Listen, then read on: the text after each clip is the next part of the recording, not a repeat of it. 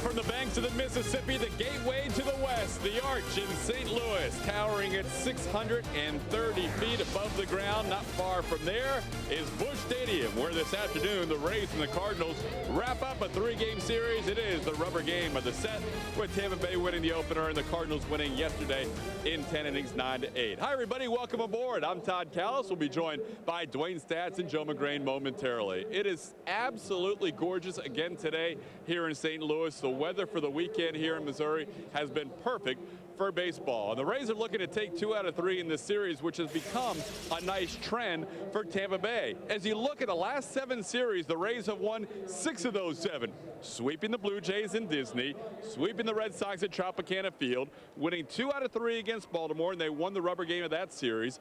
Then they got swept in Fenway Park against the Red Sox, but they came right back to win 2 out of 3 against the Jays, winning the rubber game of that series at Rogers Center. Then they sweep the Angels over the weekend and take 3 out of 4 from the Yankees. So winning series has been kind of trendy lately for the Rays, and that's always a good trend. And right now we'll take it upstairs to the guys who will bring you all the action. Dwayne Stats and Joe McGrain, guys. All right, Todd, thank you very much. And as the Rays try to win this final game of the series in St. Louis, Joe, they will bank on the strong right arm of Edwin Jackson, coming off 2 superb starts, not only because of the great fastball and slider, but against the Yankees. Suddenly, here came the great changeup. Well, the last 2 starts, he's thrown nothing but shutouts, but I think he has thrown 10 times better in his last start than he did in the previous one, and that was really tied to his ability to make pitches with the changeup. And I think if this was a springboard start, it was very observable last time out, where he was really under the gun with runners in scoring position, where he was able to make pitches, fix himself, and get himself out of a situation. That's been the problem for Edwin in the past, but his last start was a great indicator of what he is really capable of. Yeah, the Rays really not happy with their performance yesterday. A lot of mistakes, but Carl Crawford, in an 18-hit attack, had 3 hits. Not only is among the league leaders in runs scored, but now in the top 10 in runs batted in. Well, Carl was actually owning some of the base running miscues yesterday, and he wants to get on base and really start to make things happen. He is such a dynamic hitter. The way he recognizes spin, because he waits till the last possible moment. This guy is going to collect a great deal of hits before his career is over with. That level stroke, and he just can hit all pitches well, and he hits good pitchers well. And anyone knows when Carl's on the bases, a lot of great things can happen. I think it starts today. Rays remain in first place by percentage points in the AL East. They'll need a win today, trying to take this series in St. Louis. Todd?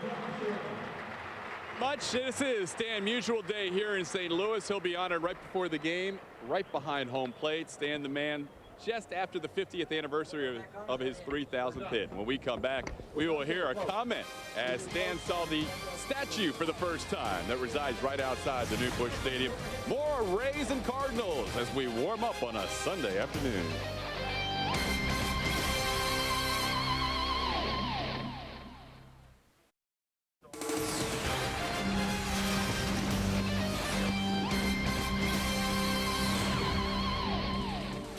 The number 6 right in the batter's eye here at Busch Stadium. A little change from yesterday, and only fitting the number 6 worn by Stan Musial for all those years as we get you ready for interleague baseball. The Rays and the Cardinals wrapping up the series. Today is Stan Musial Day here at Busch Stadium. All the fans, the first 25,000 fans, got little mini statues of Stan Musial. He is being honored right now behind home plate. They're currently showing a video on the screen here with his family and friends all in attendance. Joe Madden, a huge Cardinals fan growing up, had a chance to meet Stan the Man Musial before the game, and he considered it a great honor. So it is Stan Musial Day here, and that is what you're looking at right now as part of the Stan Musial walk right outside Busch Stadium. There was Stan coming in on the golf cart. What a legend in the ball game. He just exudes baseball history. It is just after the 50th anniversary of his 3,000th hit. Number 6, one of the sweetest swings you will ever see in the game of baseball. He is the legend here in St. Louis, number 6, Stan Musial. And the other day, he had a chance right outside the stadium. It was Friday afternoon before the game to see his statue for the first time. And as we bring you today's Power of the Human Voice, brought to you by Blue Cross Blue Shield, we hear Stan's comments about the statue. I have a statue here. I have a statue in Fenner Lester Miller's restaurant and I have a statue in Springfield, Missouri. Now, I have more statues than Lincoln. You got to love that. Stan Musial, the baseball legend, Cooperstown. He's always got that harmonica going. There he is, Stan Musial. That's a live shot of him watching the video here at Busch Stadium. Rays baseball on FSN Florida is brought to you by Southeast Toyota and your local Toyota dealers, and the banner sales event going on now. Hurry in for great deals on a huge selection of Toyotas. Toyota, moving forward. By Checkers, official burger of the Rays. And by Geico, 15 minutes could save you 15% on car insurance. Visit us at geico.com or call 1-800-947-AUTO. Welcome back to St. Louis. Rays and the Cardinals square off this afternoon. Stan Musial, Stan the man, being honored here in St. Louis. And I don't know if you could see it in our open, but he still has a great swing. The greatest hitter of them all, introduced by Mike Shannon. And boy, he could swing the bat. Right now, let's go to the field for more. Todd Callis. Todd? Yeah, Dwayne, it was a great moment just now. He gave the speech to the crowd, then he drove in the cart right in front of the Rays dugout, and all the Rays players were very appreciative of what he did in his career, and they certainly gave him the well-deserved standing ovation. Now he's going by the Rays bullpen. You see the Rays bullpen giving him a standing O as well. So this game will obviously start a few minutes late. Wanted to update you a little bit on a flu bug going around the Rays clubhouse. Fortunately, it's only hit one player. The rest of its coaching staff. Jim Hickey's sick, the pitching coach. Davey Martinez not feeling well. Also, Ron Porterfield, the trainer, not well. And Tom Foley, it kind of started with him, but there's like a 24-hour or 48-hour bug going around with the coaching staff primarily, and also the trainer, Ron Porterfield. Fortunately, the only guy affected, Jason Bartlett. Ben Zobrist was going to start either way today. The guy who's got a lot of friends and family members coming over to watch this game was going to play second base instead of Akinori Iwamura. Instead, he's going to play in the place of Jason Bartlett, who's just too sick today to go. So anyhow, that's the latest on the health situation. What a day it was, guys, down here. Stan Musial Day officially declared in the city of St. Louis. Back to you. So the Rays and the Cardinals will wrap up this three-game series. Today's game is available in high definition. That's paradisical high definition for a list of cable and satellite providers offering FSN Florida in HD along with channel numbers. Log on to sunsportstv.com. For the Rays, the first stop on a two-city road trip. They'll leave immediately following this game and head west to Oakland and meet the Oakland Athletics in a three-game series, returning to Tropicana Field Friday night. That'll be the 23rd, with the Baltimore Orioles coming in for three. The Orioles for three. The Texas Rangers will follow for three, and then the Chicago White Sox through the end of the month and the first day of June. So the Rays have a long homestand coming up following this week-long road trip. You know, with the fans here in St. Louis going to Cardinal games, everyone makes sure that they have their red shirts clean to go to the yard. And I think that'd be kind of a neat thing to get started back at Tropicana Field. We've already seen a lot of Rays gear. Hey, there's the Cowbell Kid with the sombrero, confusing the Cinco de Mayo with, what is it, the 17th of September, 18th? Good loyal following. He drove all the way up here. For this three-game series, it's made a lot of friends here at Busch Stadium. Let's take a look at the starting lineup for the Rays, brought to you by Southeast Toyota. Akinori Iwamura is going to lead it off today at second base. He'll be followed by Carl Crawford. B.J. Upton will hit third. He'll play center field. And Carlos Pena, celebrating his birthday yesterday with his 9th home run of the year, is in the cleanup spot. Evan Longoria will hit fifth. Eric Hinske will get a start against the right-hander. Hinske in right field. Deoner Navarro to do the catching again today. There's Ben Zobrist in the 8th spot, getting a start. And the number 9 hitter is the pitcher, Edwin Jackson.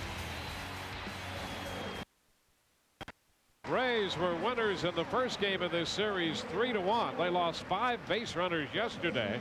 Missed a lot of opportunities, and despite having 18 hits, could score only 8 and drop that game 9-8 in 10 innings. And so this afternoon the Rays will try to come away with a victory to take another series.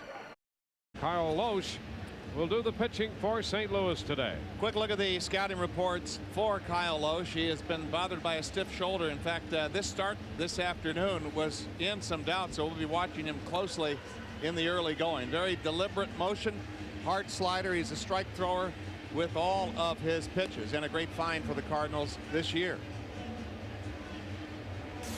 Let's set the Cardinal defense, brought to you by Rico. Yadier Molina getting the day off. Jason LaRue, journeyman backup catcher behind the plate. Gloss is Turris, Miles, and Pujols in the infield. Duncan, Schumacher, and Ludwig in the outfield.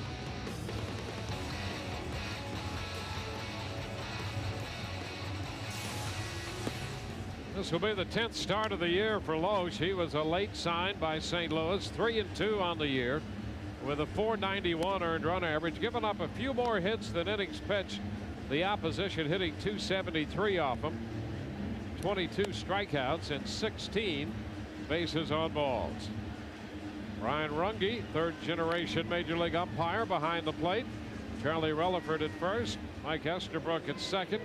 Greg Gibson, who worked the plate last night, will be the umpire this afternoon at third.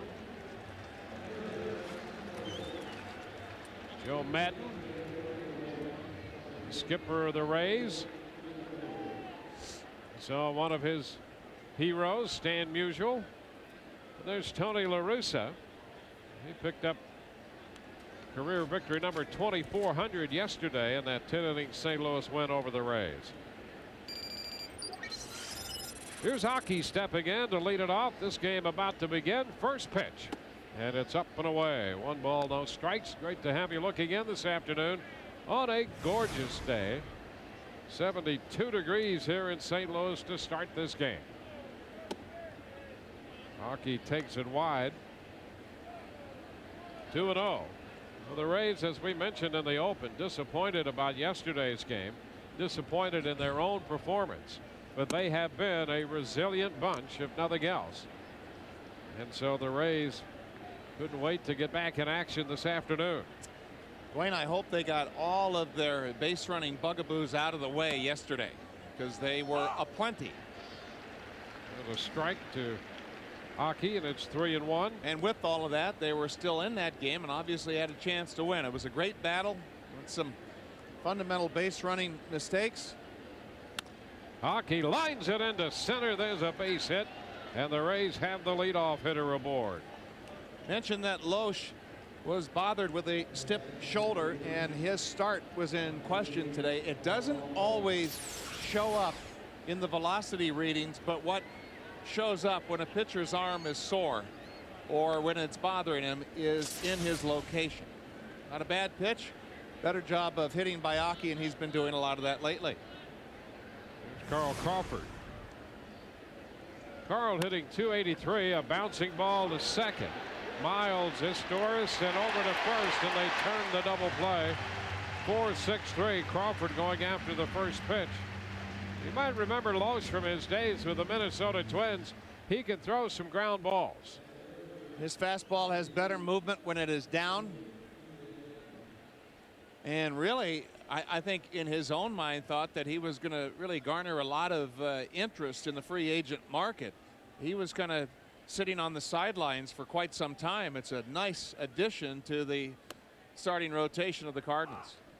B.J. Upton looks at a strike.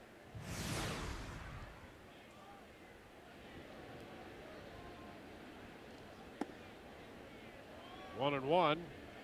Upton at .283. 3 homers and 26 runs batted in. He is second on the club in the RBI department now to Crawford. 1 ball, 2 strikes. Loesch, 29 years old.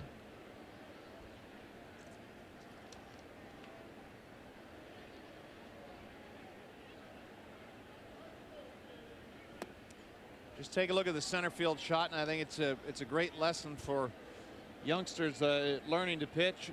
We've seen Scott Kazmir on the third base side of the rubber, Loesch on the first base side of the rubber, and his arm is just in the strike zone.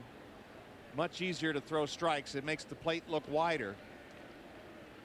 So if you're a right-handed pitcher, you start on that first base side. If you're a lefty, you start on that third base side. And with your delivery going right towards the plate, you will catch more of it if you do it that way. Often overlooked, but very important where you stand on the pitching rubber. 2-2 to BJ. Strike three called. Up and out of there on strikes. The Rays are finished in the first. Bottom of the inning coming. No score.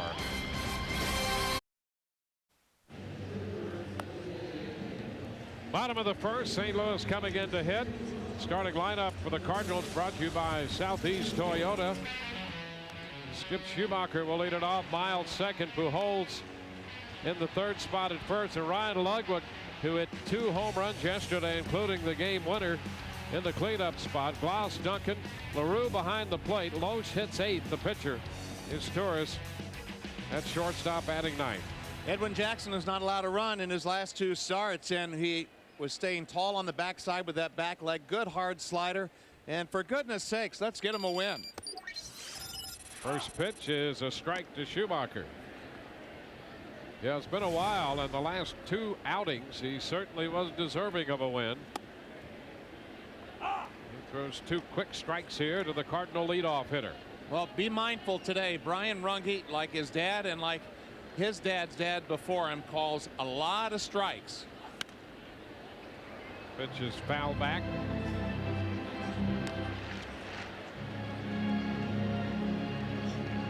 Miles next, and then Pujols.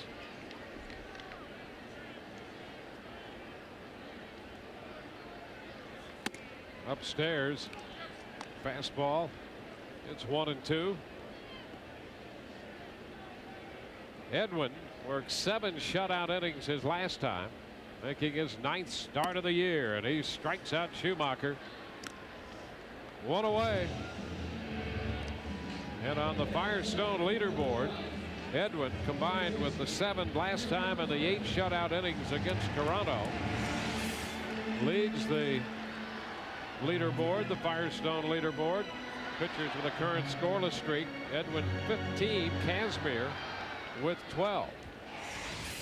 Brian Runge behind the dish has told Kyle Lohse and Edwin Jackson by his strike zone that outside corner is going to be wide, and Edwin would be very mindful to see how wide it could be. Ball's up, but he is really widening the plate on that side. We've seen a little more of that in recent days from plate umpires, which could be a good trend.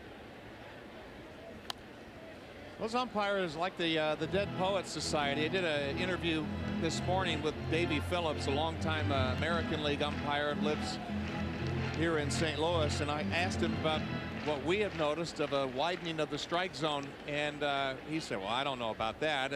Everybody's got their own zone, and you know, he was pretty much being political about it, but it's a real palpable thing. We've seen it. Well, I think you're absolutely right, and when we replay shots, and that's not a criticism, that's just an observation, and actually one that I think we share the idea that it's a good thing.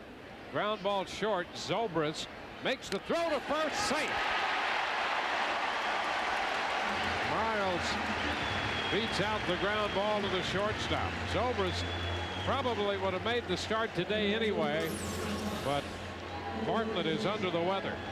He hasn't had a lot of reps coming off the disabled list with pins in his thumb, but he'll make note of that he needs to quicken it up a bit. He was just a little too deliberate in making that play, kind of cautious going to the backhand side. Should have been made. So Miles has an infield hit. Here's Albert Pujols with a runner on. The pitch is a strike.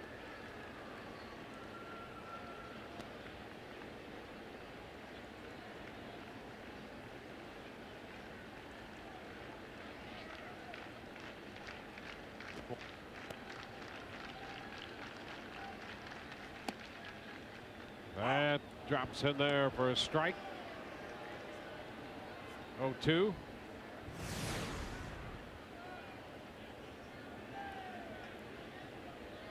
Pujols hit the home run yesterday on a 3-0 pitch.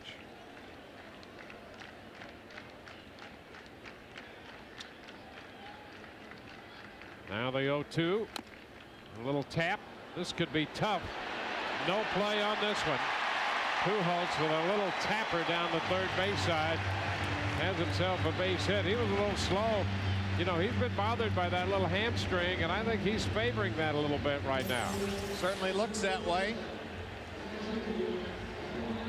He probably dreads the idea like there where he sniffs a leg hit and he's got to extend it a little bit.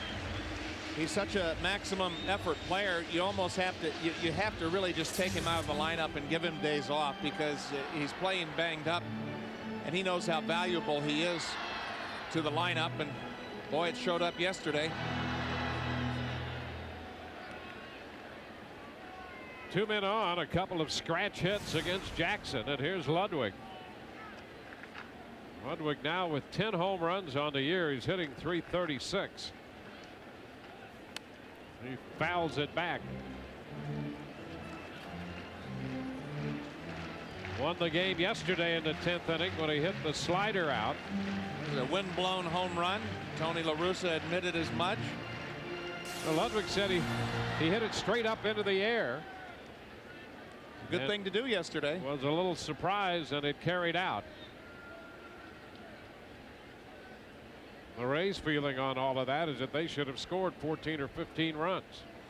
Yeah, you get 18 hits and lose. It's kind of tough to look yourself in the mirror after that game, but it was just surprising that they were in it given the base running mistakes that they had, but they showed great resilience after they were buried, getting right back into the game and tying it up, and it was winnable. 2 strikes the count to Ludwig. Fastball up. 2 men on with 1 out.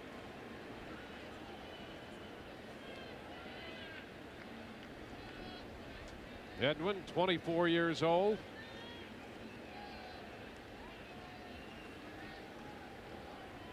Comes in with a .347 earned run average. 2-2.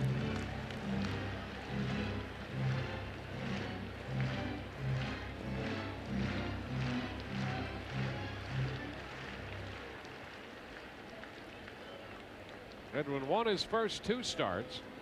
Been winless in his last 6, but recently has deserved victories. Oh, just a little bit outside that time, and the count will go to 3-2. Might have been up. That's probably a pitch, though, Dwayne. If he throws it right again in the same spot here, 3-2, he swings at it. Hitters do on 3-2 are more aggressive than they are 2-2. They don't want to take a called third, and sometimes you see him expanding the strike zone. Let's see what he does. Ludwig stepping back, asking for time. Miles reached on the infield hit. Pujols reached on the scratch hit. 3-2 to Ludwig, and he fouls it back.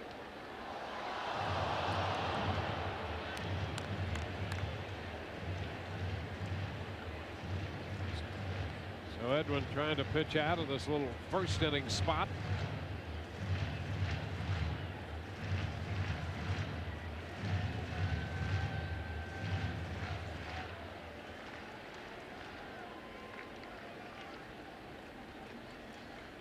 Three-two again. He got him. He struck him out with a fastball. 2 gone. Oh, we talk about Edwin. When he stays tall on that back leg and doesn't cave in, he throws the ball downhill so well. Watch him just go right down the hill, crack the whip, and really just have a good riding fastball. That looks to the hitter like it's accelerating the last 10 feet. Here's a look at the Rays defense, brought to you by Rico. Ben Zoprist getting the start in lieu of Jason Bartlett. Longoria at third. Aki at second, Pena at first, Crawford, Upton, Hinsky in the outfield, Navi behind the plate. There's Troy Glaus, the St. Louis third baseman. coming over from the Blue Jays in a deal for Scott Rowland. And the first pitch, a strike. That's what we saw last time out of Edwin Jackson, Dwayne, where he needed to make pitches to get himself out of situations. He did. Big strikeout.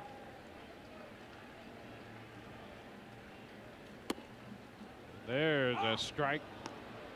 0-2.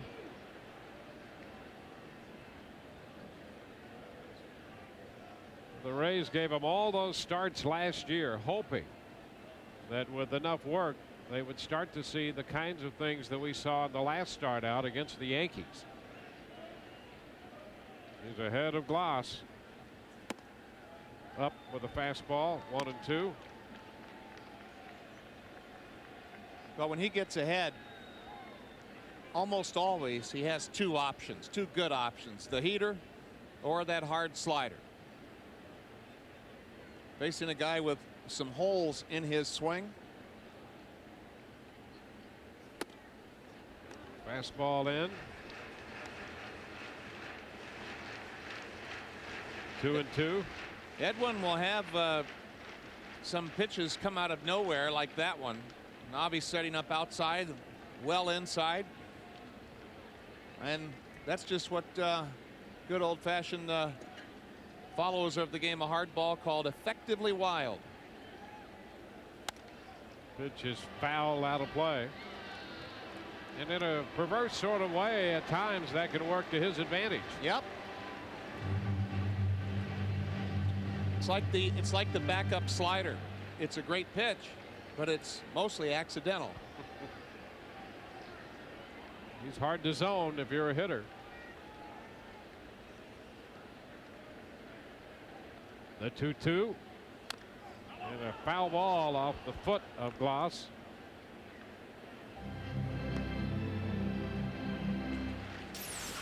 The count's going to hold at 2-2. Well, that's when you say call a tow truck. That might have been a Schinberger. I think it was. And Navarro took a little courtesy stroll to the mound for the hitter, Gloss. Why would you do that? That's a good question. An umpire, yes. A hitter, no.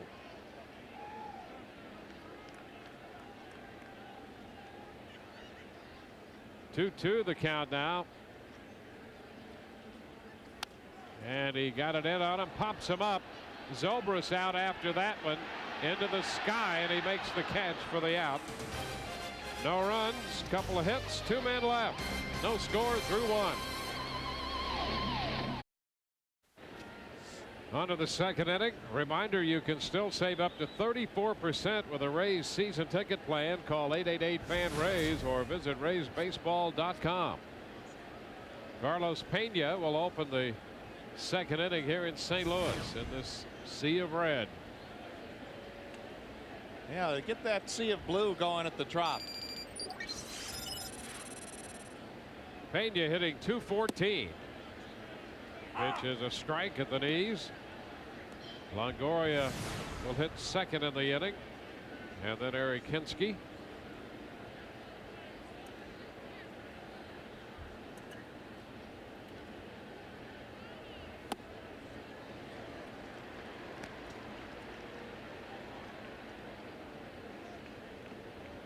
Carlos behind Loesch.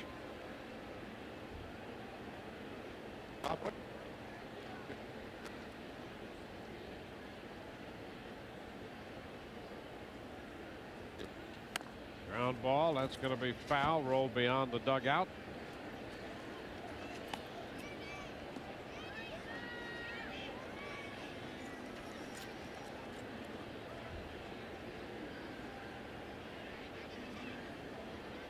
Loesch came to the big leagues with the Twins in 2001.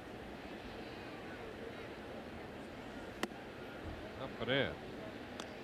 He spent parts of the last 2 years in the National League. Finished 06 with the Reds and split last year between the Reds and the Phillies. Little tap, foul ball. No, he's a nice pitcher and an asset to any rotation. He was on the sidelines, and I guess, what would you think? He priced himself out of the market? I think that's what happened. He was 9-12 combined last year. He's better than that. Yes, he is.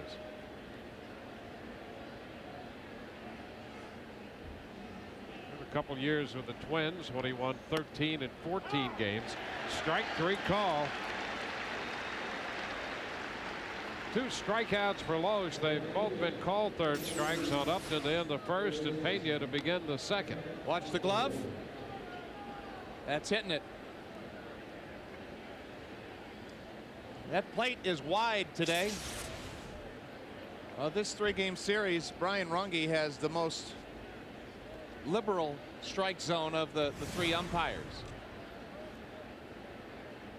Now Evan Longoria swings and drives it back into center field. Pretty well hit. That'll one hop and skip over the fence out there.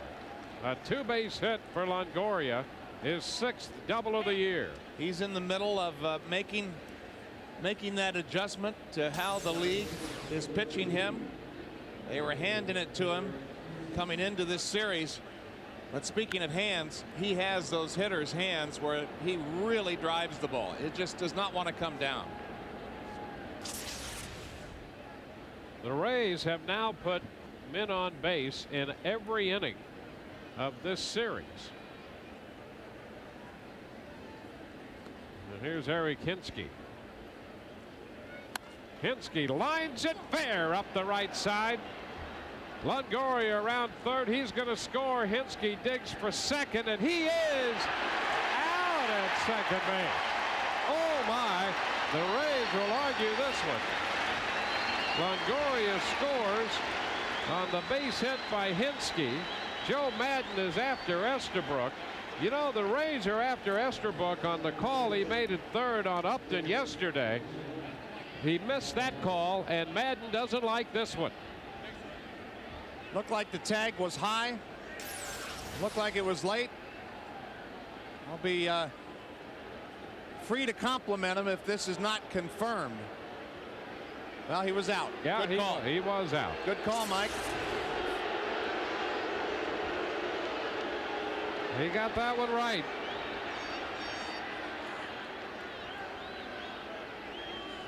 But it just seems, and maybe we've got like a bugaboo about it, but it seems like every bang play has gone against the mighty Rays. Yeah, and that one, the one on the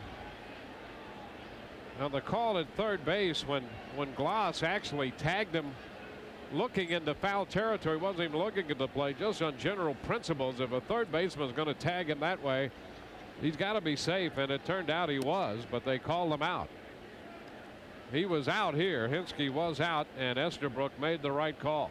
1-0 the count now to Deanna Navarro. Had an umpire supervisor tell us to not reward the defensive team for doing something wrong. Exactly, and that's exactly what the case was on that play when Glass tagged him looking into foul territory and tagged him with a tag between his legs when Upton got into the backside of the bag. Now Navi, a base hit into right field.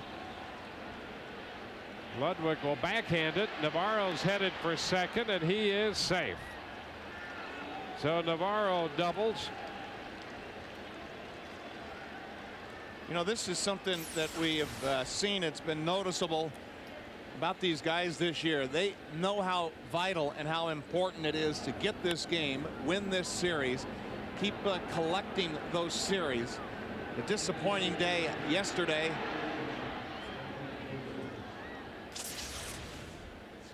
Navi keeps getting hits. Yes, he does. I'll tell you, he has been red hot since coming off the disabled list.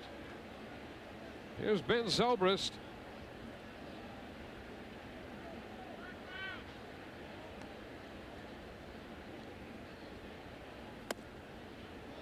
And looks at a strike. Well, Loesch was battling some shoulder inflammation. I think the idea, and you don't deliberately do this based on what he's going through, but get him to throw pitches a lot of pitches in an inning, and that's where, from my own experience, that's when that shoulder really starts to bark if it's hurting you. That's a great point. Sober's down on the count, 2 strikes. The Rays in this series with 2 outs, Joe, are 15 of 28 now. Outstanding. A little tap to the right side. Miles up with it. The toss to first in time. Rays pick up a run. We go to the bottom of the second. It's 1-0 Tampa Bay.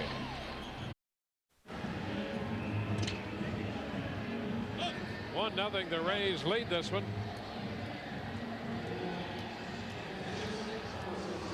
We go to the bottom of the second. Carl Crawford, subject of today's Geico quote, talking about the double play combination of Bartlett and Iwamura. They're turning it, man, at crucial times too, being real quick. It looks good from the outfield. I hope they can keep it up. Our Geico quote of the day. Looks good from this angle as well. Hockey in there at second today. Bartlett a little under the weather and getting a day off. They have been very good. Here's Chris Duncan. First pitch from Edwin Jackson is a strike.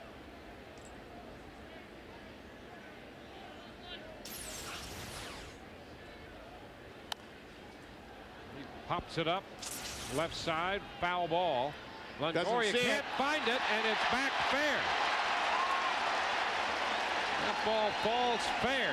You know, we mentioned the other day, Joe, first time in here, talked to some of the guys about how this ballpark plays, and they said frequently a pop-up on that foul side will come back.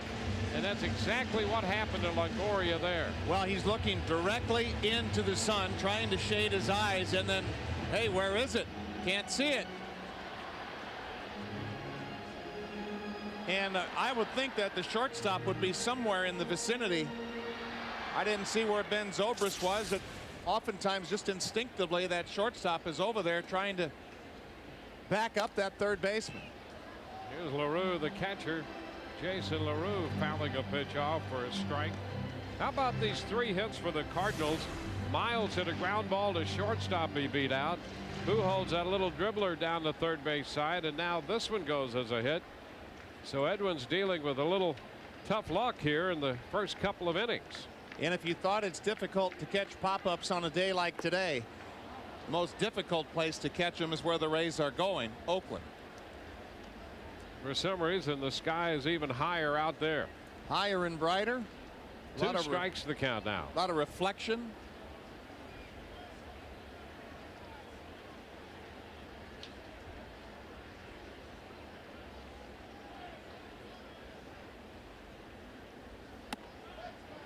One ball, 2 strikes. The pitcher Loesch will be next.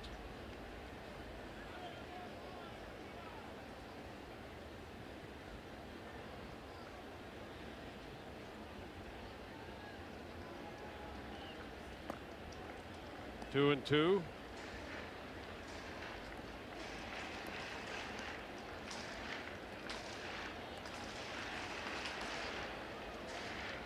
Edwin made 27 pitches in the first inning. Pitching around to 2 scratch hits and picking up a couple strikeouts. We talked about it his last time out. A pitcher has to be prideful of being able to absorb mistakes and pitch around them. Strike 3 call. That outside corner. Strikeout number 3 for Edwin. This time he hits the corner with the slider or somewhere around that corner. That one's all over the plate. That's just a good pitch. Hall of Fame pitch.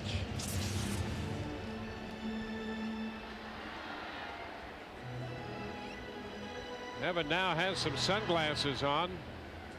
That's a kangaroo court fine. Well, he had the high sky, the sun, and the wind blowing out in that direction.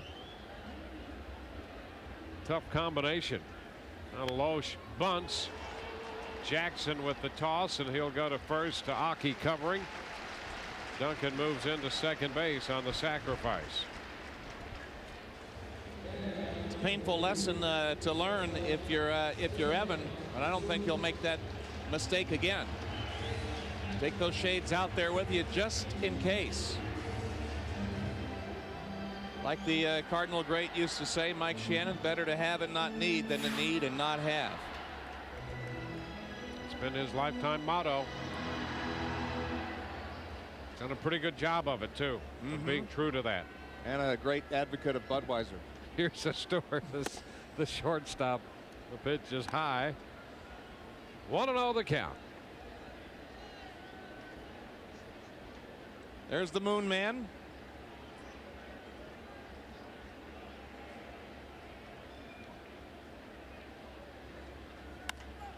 And a fly ball lifted toward right. Hinsky is there. He's got it to retire the side. No runs, a hit, one left. We're through 2 and the Rays lead 1-0. We head to the third with the Rays leading 1-0. Rays wearing their alternate tops today for the first time this year. The blue jerseys normally reserved for BP. They decided today without any batting practice they would wear them during the games. Chris Westmoreland got them out and they were ready to go. By the way, Westy and Jeff Ziegler prominently featured on this week's Inside the Rays, which debuted earlier in the week and can be seen tomorrow at 9 o'clock prior to Rays on Deck, as Ziggy and Westy really get the job done getting us city to city, guys. Yeah, you don't want to miss that. It's a great behind the scenes look at a Rays road trip. Another outstanding edition of Inside the Rays. Edwin Jackson went after the first pitch and chops out to the shortstop. Well, it's interesting to watch Edwin swing the bat. As you know, he was an outfielder for a while. Here's Aki Iwamura. 1 out. Jackson out short to first. And the pitch is a strike to Aki. Aki opened the game with a base hit. He continues to swing a hot bat. Behind in the count now, 0-2. Had a hit yesterday. And with this hit today, that's 14 out of his last 15 games he's hit safely. Well, I mean, he has a lot to do with the Rays getting 18 hits yesterday. He's such a dynamic presence at the top of the lineup. You know, and with that, Crawford, hitting just behind him, has taken over the team lead in RBIs, and Carl's now in the top 10 in the American League in runs batted in. That's how valuable it is for Aki to get on base. And there's some good hitters following him. Yep, you're right. There's a shot back toward right center field. Schumacher on the run. He'll track it to the wall. Extra bases for Aki, who's in at second with a stand-up double. The Rays now have 5 hits. They continue to collect base runners. Taking advantage of a mistake, and his upper body and lower half are just so well coordinated right now. We talked about the level swing, and he's just really not getting in his own way at the plate, doing a lot of things right.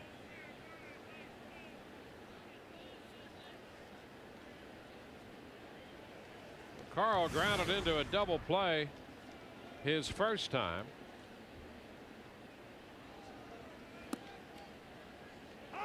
There's a strike. Carl would like to change his fortunes against this guy. He's only 1 of 11 lifetime against Loesch. It's too bad the Rays can't have the DH, because Cliff Floyd would be in there, and he's 3 out of 8 with a home run off Loesch. 1 ball, 1 strike. Joe Madden said that he is not even going to entertain the idea about playing Cliff in the field, coming off knee surgery. And he has come off knee surgery in the DL, swinging it. Carl fouls 1 out of play, and it's 1 ball, 2 strikes. That is a big man right there, and a strong one. And he hits the ball hard. He might hit the ball harder than anybody in the Rays lineup. I would agree. Pena might hit him farther, but boy, I'll tell you, Floyd hits that ball hard. Still 1-2 the count to Carl Crawford. Yeah, the ball screams when Cliff hits it.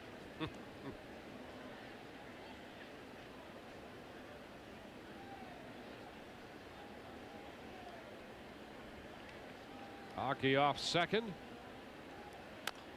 Carl with a little dribbler. That's foul. Count still 1-2. Rays have a run on 5 hits.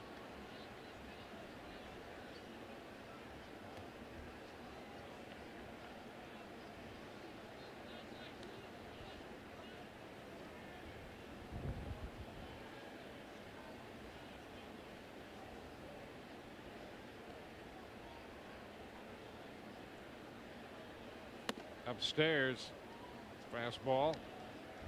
It's 2-2. You know, Dwayne Carl is outstanding. He's an incredibly gifted athlete and player, and he still has a ceiling that is limitless. That's a foul out of play. If he can tighten up his strike zone, he's even going to be better than he is. I think you're absolutely right, and I just attribute it to he's such a great athlete. He was a basketball player and a football player at the amateur level, and chose baseball, and he's still playing catch up as a baseball player. He's a great athlete, and boy, he's a great athlete playing baseball. Yeah, he's fun to watch, and he's, you know, he's come a long way. But I think you're right. There's still some approaches to the game, and the more he plays, you know, he's not a guy who played in high school. He didn't play 60 and 80 and 100 games a year. So he's got a little catch-up factor going there. He's still a young baseball player. Yep. 2-2 the count. And now full count, 3-2. And boy, if he does get to that point where it all comes together, he really would be something very special.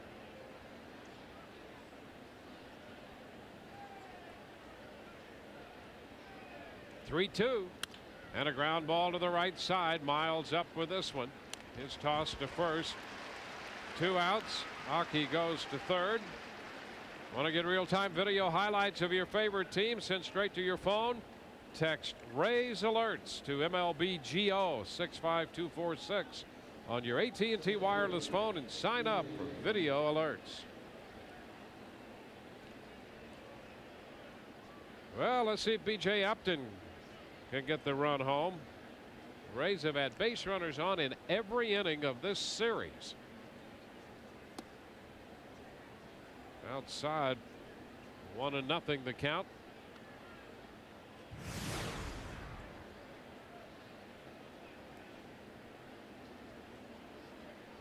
Loesch originally drafted by the Chicago Cubs and then was sent to the Twins in a deal.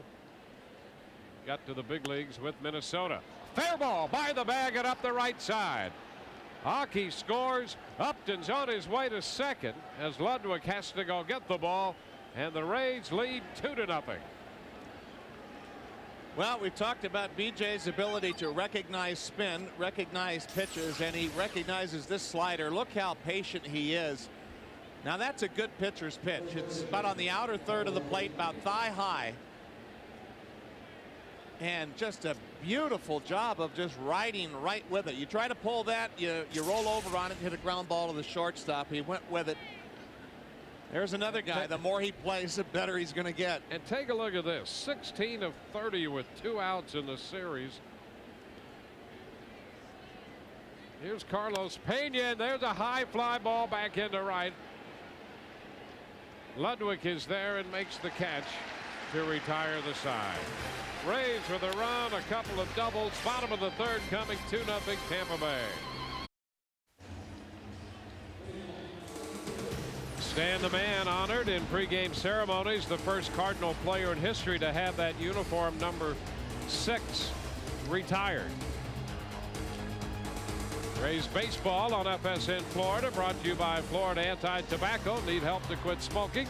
Call the quit line at 1-877-YOU-CAN now for free cessation aids like patches, lozenges, and gum. Here's Schumacher, the top of the order, taking that pitch.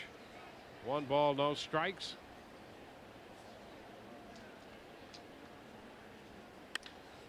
Line drive into center, and BJ got it. That ball started to sink on him out there, and BJ grabbed it for out number 1. He was playing shallow, and his first break was in. Now that's a tough read. High sky, very bright conditions. Look at this break immediately.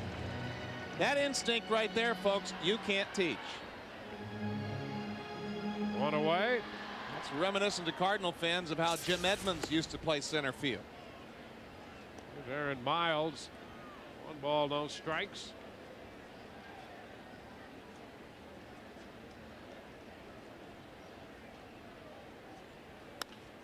He lifts a fly ball into right.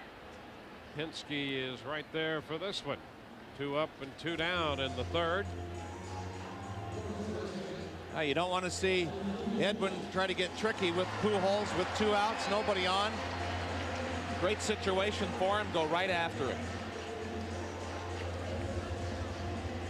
Pujols had that little scratch hit his first time up there. Pujols a better hitter below the belt than above it. 1-0 the count.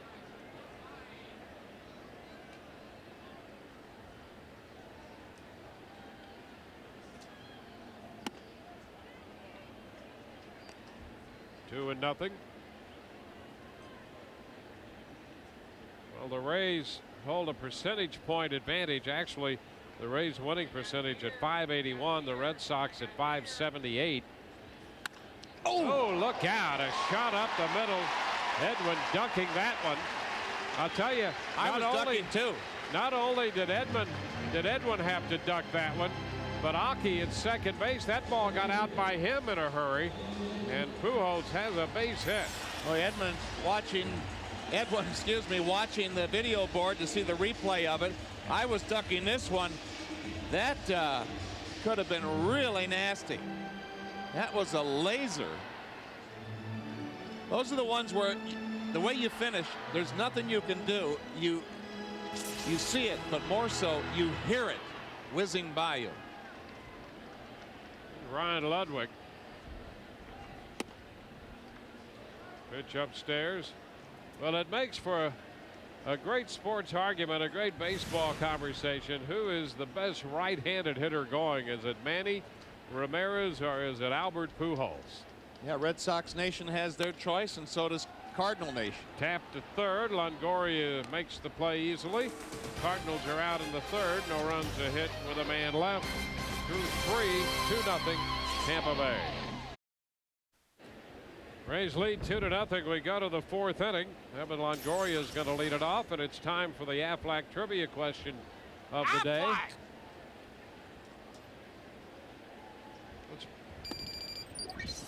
Pitch is down. 1 ball, no strikes.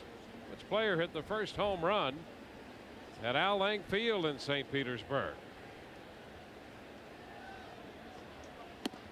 Wave and a miss. We shouldn't have to think very hard for that one.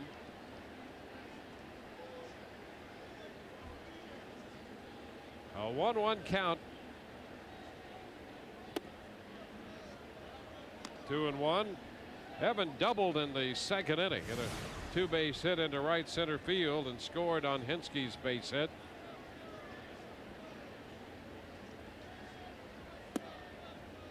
That's a strike. It's 2-2.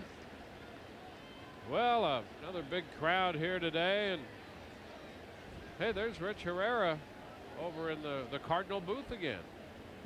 Well, he's moving up. He's not in the radio booth. Now he's in the TV booth. He's a man on the move. Yeah, the great Jay Randolph. Oh, no. No, that is the radio booth. Look, he is in the radio booth. Yeah, you saw that shot of Rich. Hopefully he's picking a winner. And again, our guys here are very despondent. There's Andy over there. Where is Rich? Andy, look, you can see, right, and Andy's becoming agitated. I know. Yeah. And Dave, I mean, Dave is heartbroken. Completely. They have such a close relationship, and despondent over Rich being a turncoat, really. Yep. I'm surprised he wasn't wearing red.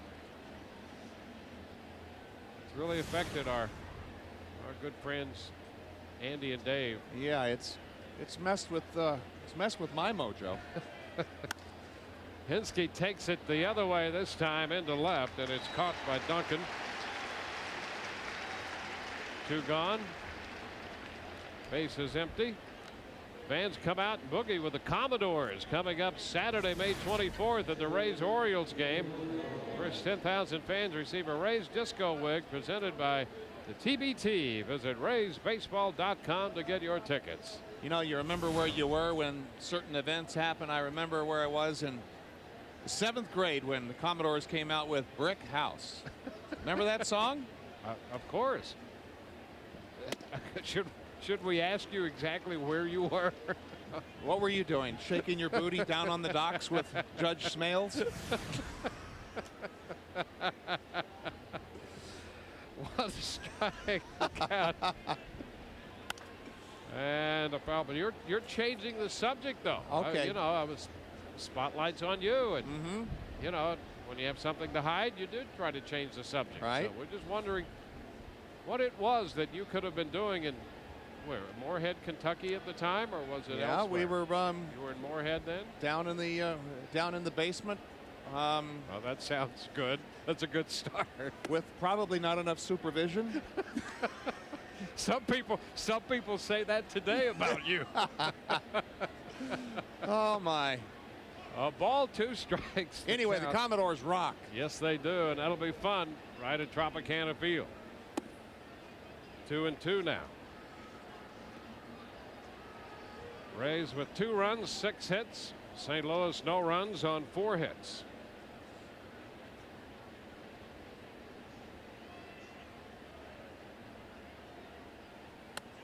Strike 3 call. That retires the side.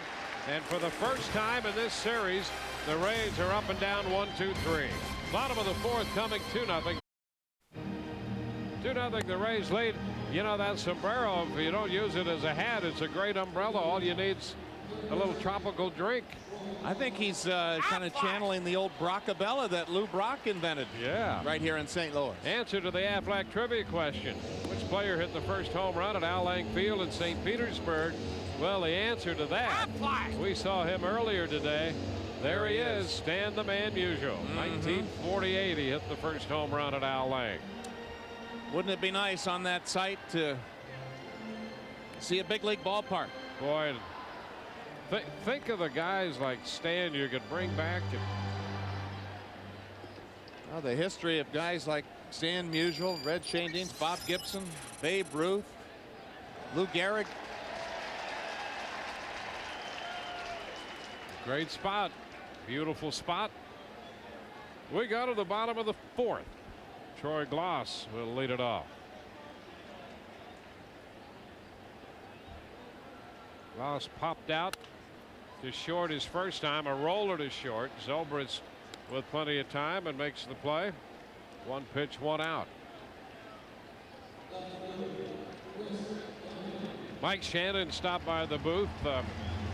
Hey, Lou Brock, there's another guy who played at Al Lang. And Mike Shannon, for that matter. He's talking about Musial and the great years he had, and he referenced 1948 when Musial did it all that year. The pitch is high to Duncan at 376. He led the league in hitting, scored 135 runs, led the league in runs scored, 230 hits, led the league in that department. Drove in 131 runs. Led the league there, also in slugging percentage. And was that 154 game schedule back then too? That's even more impressive. Duncan behind in the count. It's 1-2. You know, Johnny Carson told me one time, Joe, nobody likes a name dropper, but I had the privilege of playing golf as a foursome with Stan Musial, Arnold Palmer and Harry the Horse Gallatin, the basketball legend. Yeah, I know Harry. I had him for a golf class one time, and it shows you what kind of a teacher he was. Well, he was a good player. Yes, he was. And you know, he was telling Arnold, good pitch there by Edwin, and I knew the story, but to hear it out of in Stan's words, that he was a pitcher, and had he not injured his arm, we would have maybe never heard of Stan Musial. Yeah. He blew his arm out and then went to hitting. That's exactly right. Right you are. 2 gone. Here's the catcher, Jason LaRue. He waves and misses. But that was a great afternoon listening to those 3 iconic figures tell stories, and it was a day I'll never forget.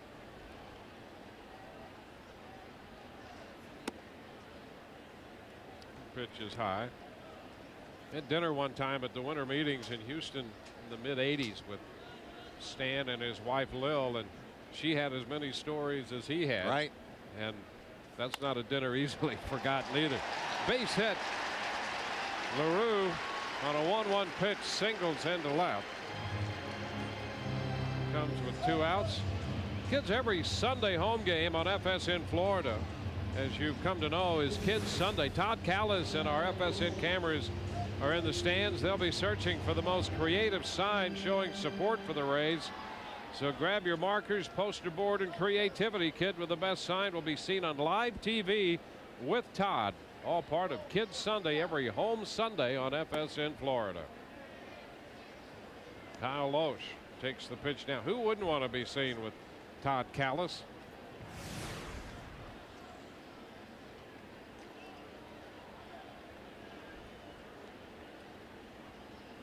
Want to know the count to the Cardinal pitcher.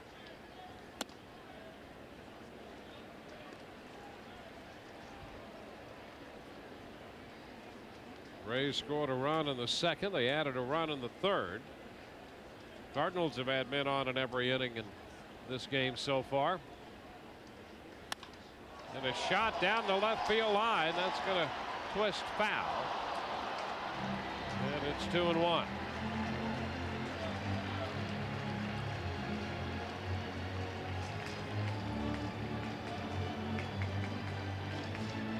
Loesch sacrificed his first time up here with 2 outs now. He does have 3 runs batted in this year. Coming in 2 for 17. Yeah, Cardinal pitchers, I've been impressed in this series. They can swing it. Yeah, hitting 8th. They're hitting over collectively over 200. It's not a free out, that's for sure.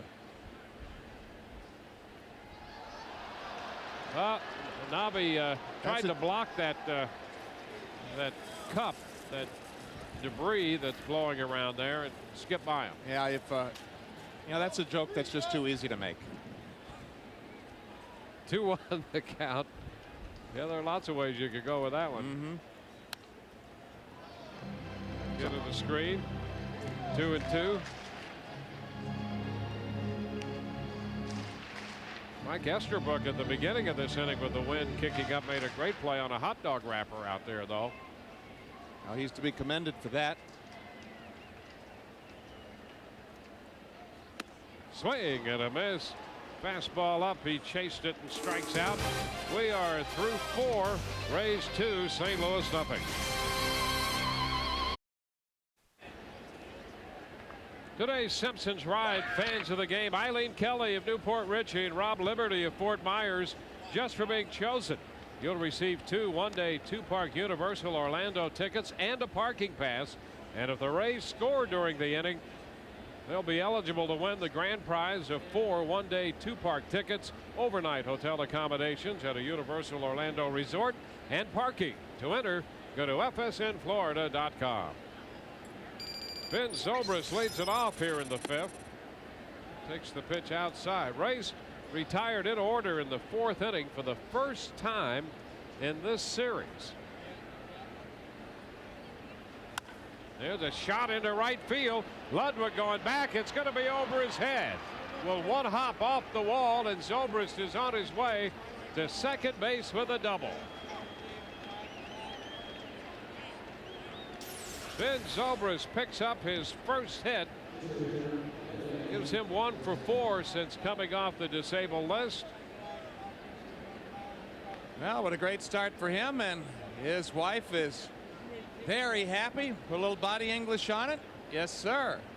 Yeah, Juliana supporting Ben here with a group of about 50 friends and family. We grew up Cardinal fans, and she's a pretty girl. So with Zobrist at second base, Edwin Jackson confers with Tom Foley.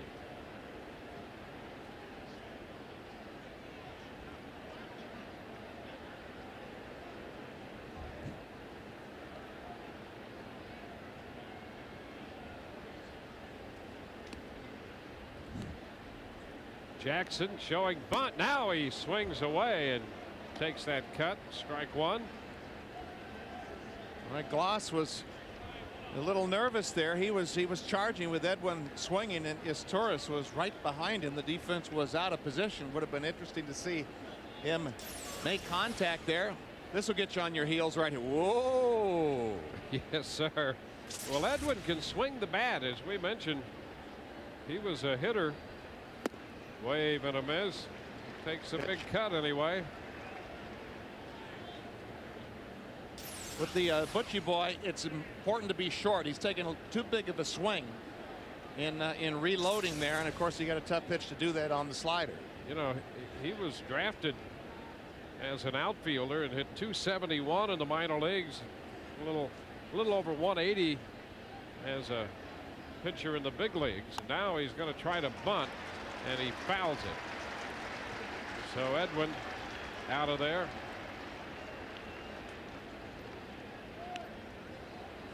No, that's disappointing. You're thinking with nobody out and not needing to get all that tricky, just drop something down to move him to third base to get a hot hitter to the plate right there to collect another run.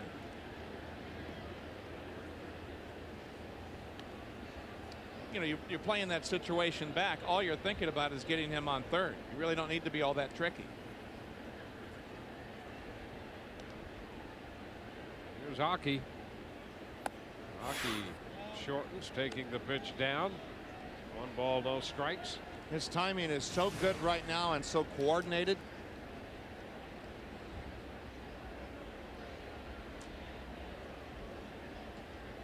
Rays have collected 7 hits, including the leadoff double by Zobrist. Aki looks this one over, and it's wide, down and away.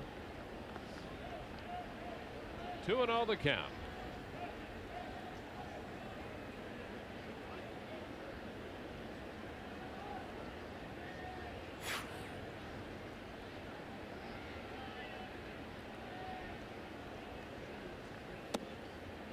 That's going to be a strike on the outside part of the plate. 2-1.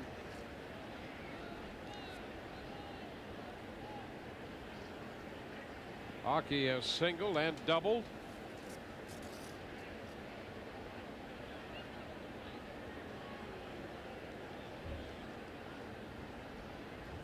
There goes the runner. A swing and a miss, and the throw into left field.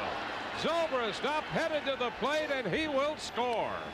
So the Rays come up with another run. A steal of third by Zobrist and a throwing error on LaRue. Well, Joe Madden wants Ben Zobrist as his super utility guy, and he can do a lot of things. He runs very well, putting pressure on the defense, forcing that bad throw.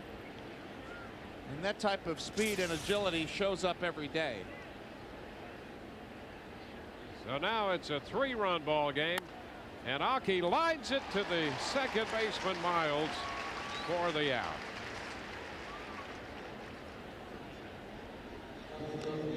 Two outs, bases empty.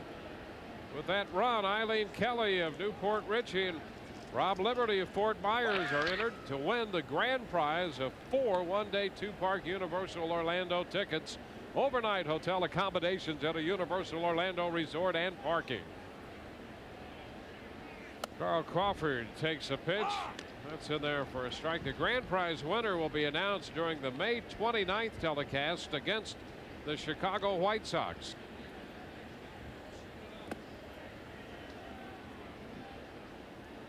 Crawford takes a pitch down. It's 1-1.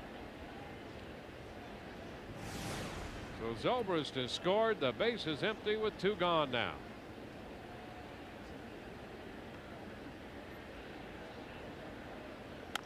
Carl chops it right side. Pujols with the toss. Loesch covering. Rays are out, but they pick up a run. Bottom of the 5th coming. 3-0 Tampa Bay. Rays baseball on FSN Florida. Brought to you by Aflac. Ask about it at work. Sonic, it's not just good, it's Sonic good. And by Nissan and your local Nissan dealer.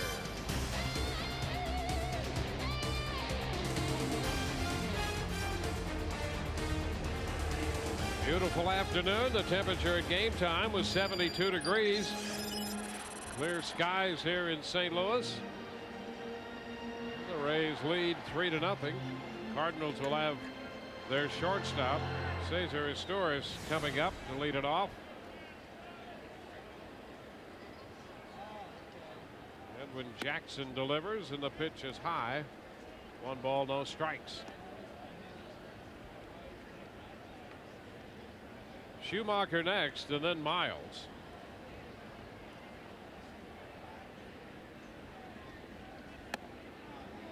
Edwin is high again. Trying to find that delivery here after missing up on a couple pitches to the St. Louis shortstop.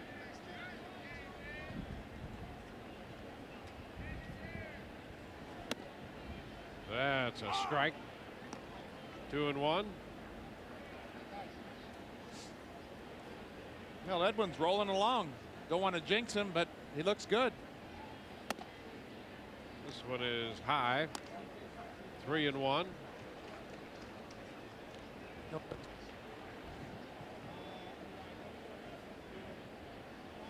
Like to keep the leadoff man off the base. 3-1. And there's ball 4. He gives up his first walk, and he did miss up and away on a couple of those pitches in the sequence. Let's go to Todd Callis now. Todd? With Juliana Zobrist. Juliana, talk about Ben's family and friends. How many people are here today? I don't know how many, but there's a lot. We've got family down there and over here and behind me, and it's just been so fun. How crazy is it for Ben to play against a team where he was a big fan as a kid growing up? Really, really crazy. I think some of his family have Cardinals t-shirts underneath their Tampa Bay jerseys. His best friend's got a Tampa Bay Rays hat on backwards there and an Ozzie Smith jersey. Guys, I'm in a star-studded section. We have Edwin Jackson's cousin, grandmother, aunt, uncle, and his father right in front of me. And behind me, we have a couple people that work for the Rays. Todd Hardy in events management. Jamie Patterson, who works in Rays Vision. By the way, it's Jamie's birthday, guys. So this is a great section to hang out in here in St. Louis. Back to you. Hey, is Rich Herrera down there in that section? No, I have not seen him. Last I saw, he was in the Cardinals radio booth. I know, and Dave and Andy are very upset. Okay, we'll follow up on that one. Yeah, it's with Rich, it's all things Cardinals. There's a little tap foul by Schumacher. 2 strikes the count. Let's see, where is Rich? It's no, he wasn't down there, and that's, oh, there he is. Hey, look, now he's trying to get back into our good graces now. You know what? I would not be surprised if he's not receiving mail up there in that booth. He hasn't moved his fanny for 3 games. Swing and a miss. Schumacher's out on 3 pitches.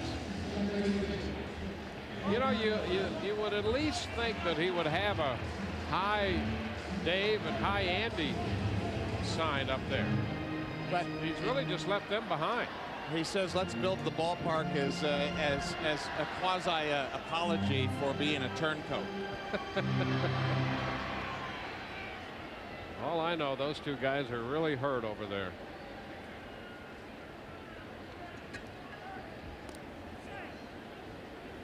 Izturis back in at first. Look at that. A couple guys with some hurt feelings. Yep. And apparently a tear in the eye, too, for Andy. He's very emotional. Yep. Good guys both. Miles sends a fly ball into center. Upton is there to make the catch. 2 gone. Stewart back at first.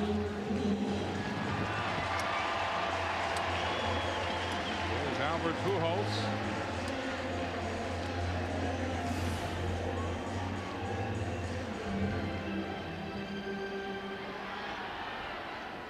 Pujols is 2 for 2.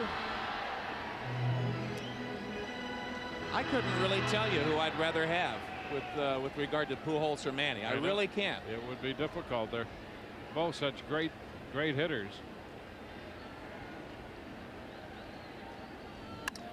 And a base hit up the middle. Pujols is 3 for 3.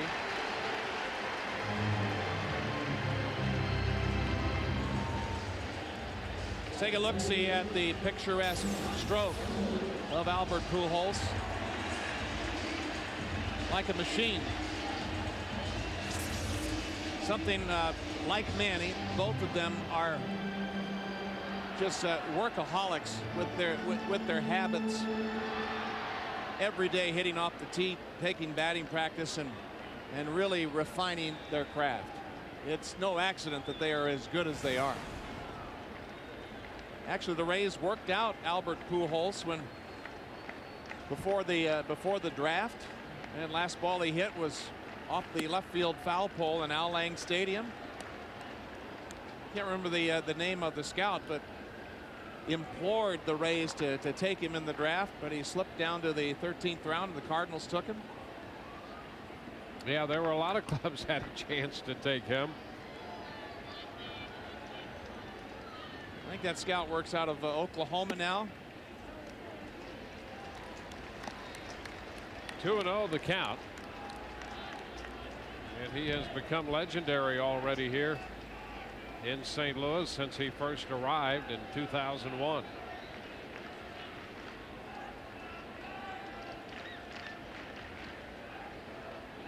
A 2-0 count. Pop foul. That will carry back and out of play. 2-1. How about this? As great as he's become, there were 401 players taken in the draft before him. And I guess really the notion or the concern of clubs was what position was he going to play. As long as he's got that bat in his hand, you'd find a place for him. Pitch is down. 3-1. Well, not only that, but he has won a Gold Glove in 06. How did that happen? How about that?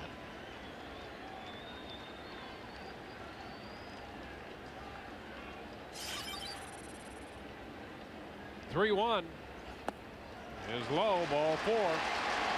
So a couple walks in the inning, sandwiched around the base hit by Pujols.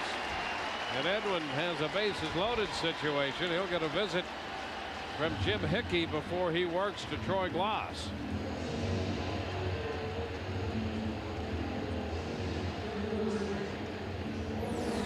Rays baseball on FSN Florida.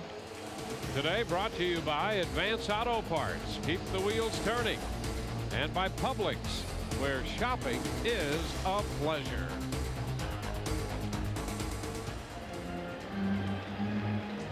Well, the Cardinals have had men on base in every inning. Runners in scoring position in 3 of 5 innings, included here in the 5th with the bases loaded. Well, Edwin does have some pitches for Troy Glaus and his type of swing. A long, kind of out and around swing, a very streaky hitter. When he gets it going, he can rack up home runs in a hurry. But when he's going bad, a lot of strikeouts.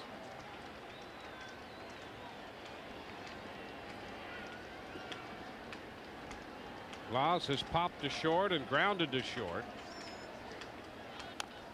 He fouls it.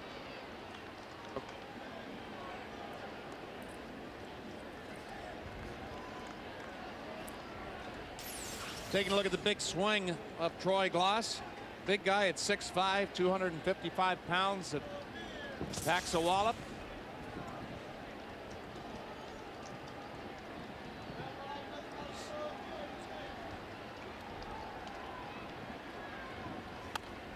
And a pop foul straight back. That's going to be out of play.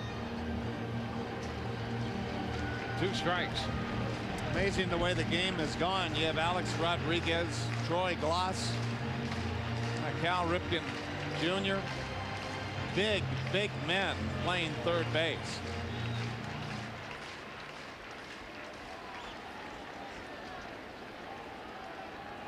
Jackson ahead of him.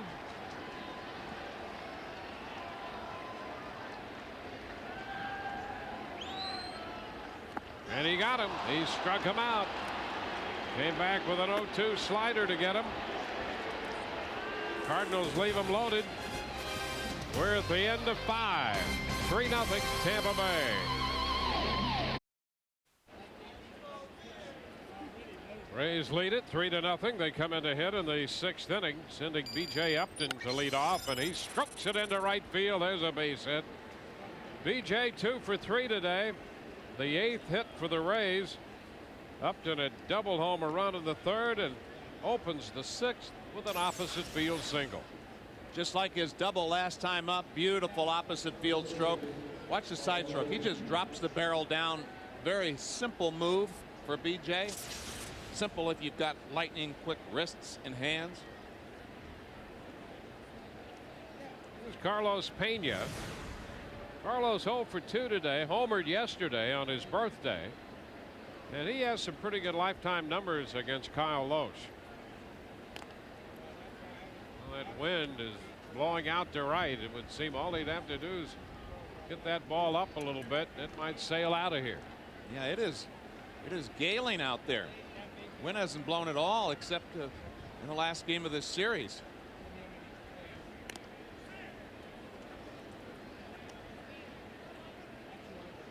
So Upton at first.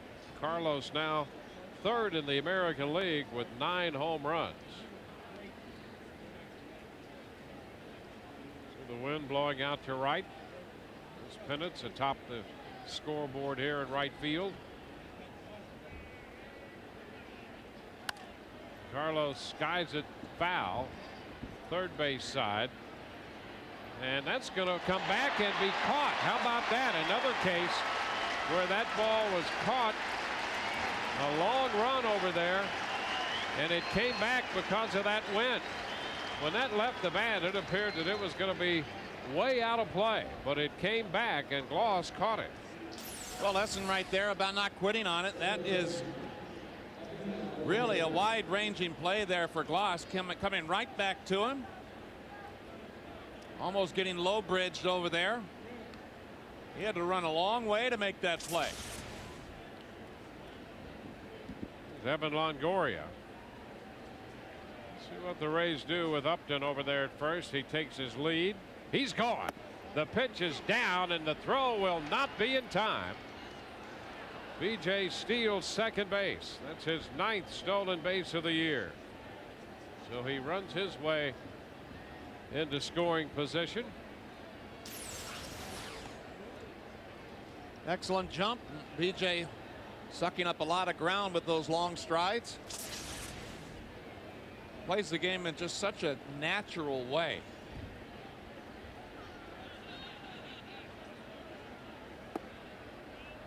Pitch is down to Longoria. 2-0.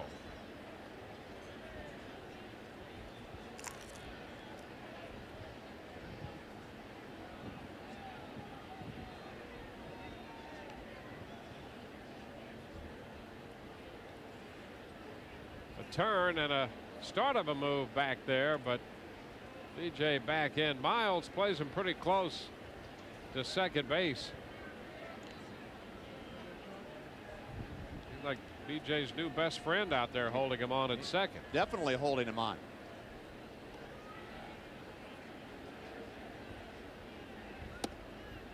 Strike call.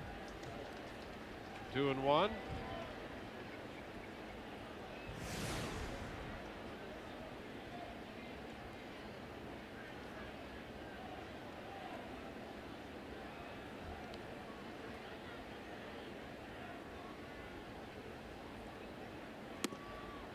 That's going to be a strike, picking up the edge. 2-2. Outside part of the plate has been big this afternoon. LaRue reaching for it and still getting the call. 2-2. Ground ball, third base, backhanded by Gloss. Throw to first. Now BJ's going to go to third and moves in there with 2 outs. 2 gone, a man in third. Rays will be headed for Oakland as we take a look at the Nissan road ahead. James Shields will open that series. In fact, the Rays will have Shields, Kazmir, and then Sonnenstein. We'll be with you tomorrow on FSN Florida at 9:30. And then Tuesday back on the Rays television network. The A's playing in Atlanta, so they're going to have a nice cross-country trip to go home. I bet they're not going to have as much fun as we will, though. We have just such great camaraderie. 1-0 the count to Harry Kinski. Rob Aller, our producer. Yeah, Tom Smith, our director. Those 2 guys hold court, and we just listen. Little ground ball to the right side. Who holds with the toss to Loesch. Kinski is out. The Rays leave a man at third. Ball game heads into the bottom of the 6th. It's 3-0 Tampa. Rays lead 3-0. We go to the bottom of the 6th. Welcome back to the Coors Light 6th inning. Time for the Coors Light freeze cam, and for that play made by B.J. Upton. The Rays continue to impress with their defense, and boy, that sinking line drive he caught in center field turned it into an out. Came back the second at bat for Skip Schumacher. That the Frost Brewed Coors Light freeze cam.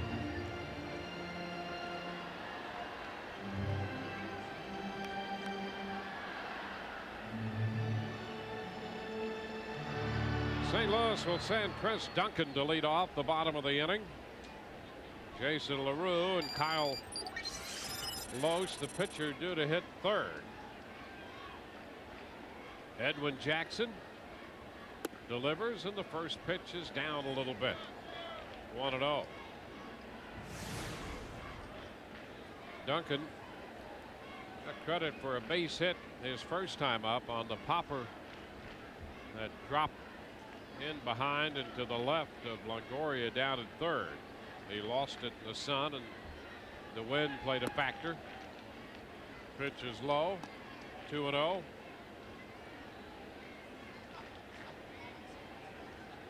Jackson struck him out on a slider in the 4th inning. One of 7 strikeouts by Edwin. Pitch is up. 3-0.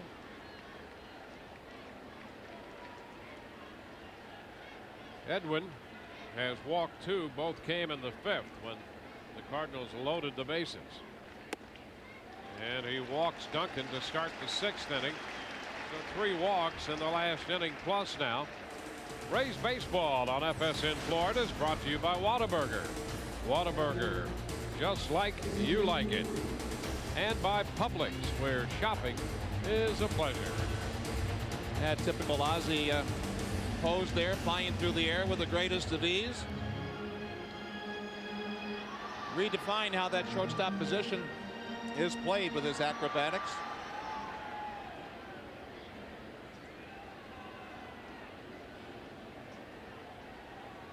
Here's the catcher, Jason LaRue. The pitch is a strike. First guy who ever said anything to me about Ozzie Smith was Alvin Dark when he managed the San Diego Padres, and Ozzie was an A-ball at the time. And he assured us that Ozzie Smith would be up here and be the best thing we'd ever seen at shortstop. Didn't take long.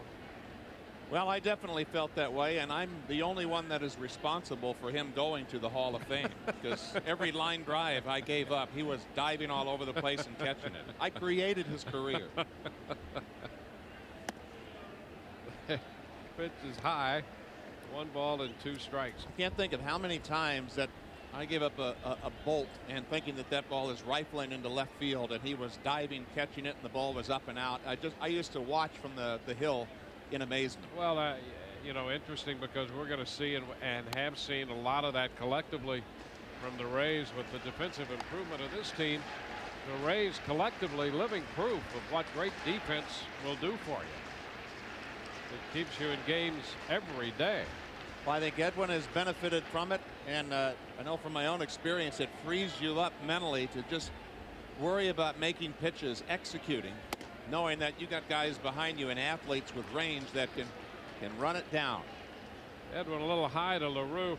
Edwin, when he faced Asturias to lead off the fifth, showed a little sign of battling himself, Joe, and coming out of that delivery. And here, the last few hitters, we've seen some of that. He's 2-2 with LaRue. Foul ball, so the St. Louis catcher stays alive. You think that his last start was a big step forward, and more so than any time going into last year, even when he had good games and he was on. The way he was able to make pitches and get him out of spots, I think, was probably the most heartening thing about the last time out. Hopefully that is a big step forward. The 2-2, and he's upstairs. He threw him a little slider high, and the count is full. Here's an example, and every pitcher goes through it at some point in the game where that delivery kind of comes apart a little bit. He had walked Duncan to lead off the inning, just kind of sitting down and running underneath the delivery a little bit, and now he has to do what he did last time out, make a pitch to get himself out of it. Duncan might be going. 3-2, the pitch, and it's fouled back. The fastball. So LaRue got enough of it. J.P. Howell starts to throw in the Rays bullpen.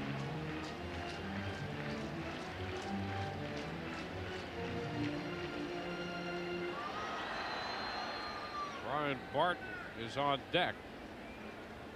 The pitcher's spot is due next. And there's ball 4, too high. So this little trend continues here with Edwin. Struggled a bit in the fifth and has walked the first two men here in the sixth inning. The Cardinals will go to their bench, and Joe Madden comes out of the dugout here for the Rays. 91 pitches thrown now by Edwin Jackson. Well, a strategical meeting. As he is, I think he just waved the whole infield in and talking about what type of bunt defense they're going to employ here. A lot of options.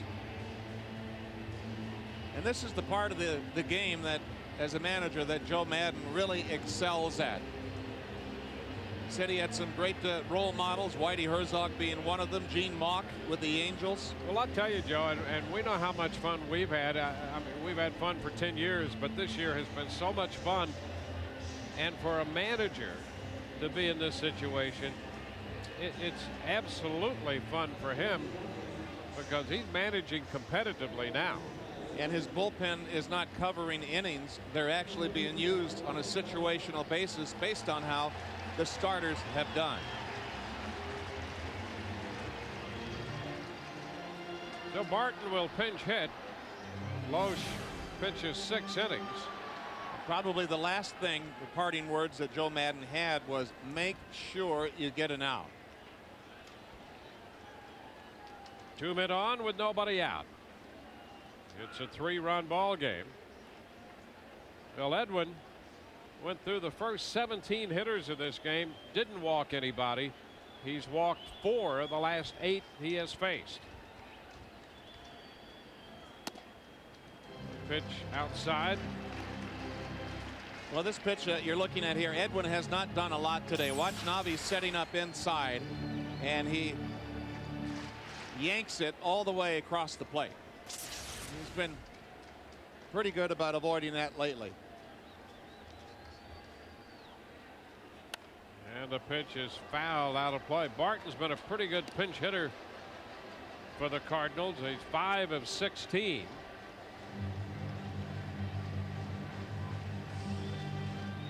Barton has a aerospace engineering degree from Miami. He wants to go to the moon. Well, Probably can do that right here in St. Louis with Mike Shannon. Pitch upstairs. It's 2-1.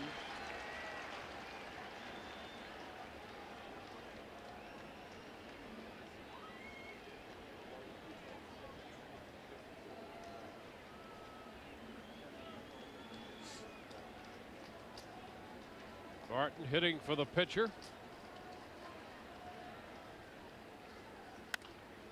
And a pop foul. That's going to carry out of play.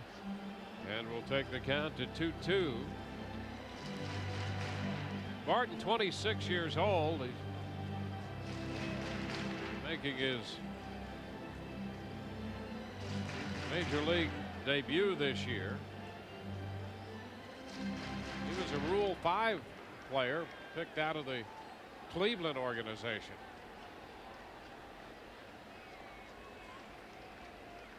Jackson has gone 2-2 on him. And a popper back into center. That's going to carry out to B.J. Upton.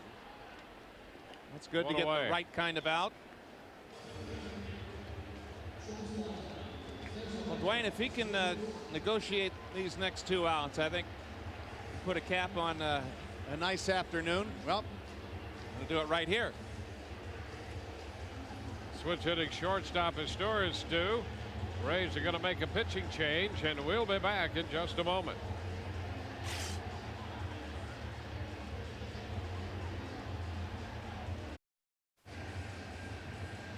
Well, Edwin Jackson departs. He gives the Rays 5 1/3. He leaves with a 3-0 lead, and Edwin's family right there, his father there, and an uncle, his grandmother, and a cousin, all in to watch Edwin pitch today. And he gives way to J.P. Howell with 2 men on and 1 out in the 6th. This has been a great role for J.P. Howell. He's kind of rediscovered himself and really reestablished his career in this role. Always a starter. He had concerns really about how to prepare out of the bullpen, and Troy Percival, the veteran, has really helped him a lot with that. Storis will bat right-handed here against Howell.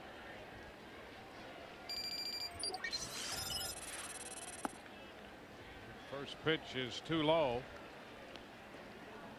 Howell pitched an inning yesterday and gave up the 1 run when Pujols hit the 3-0 pitch out of here. Well, the Cardinals have really been a lot of station to station, a lot of singles hitting, and you just get the feeling that Tony La Russa is a little uneasy with that. Might try to shake things up. 2-0 the count. Gary Glover is up in the Rays bullpen. Getting on and getting hits has not been the Cardinals' problem. It's been driving those runs in and extra base hits. They have the 2nd best on base percentage in the National League. And JP just missed again. He falls behind 3-0.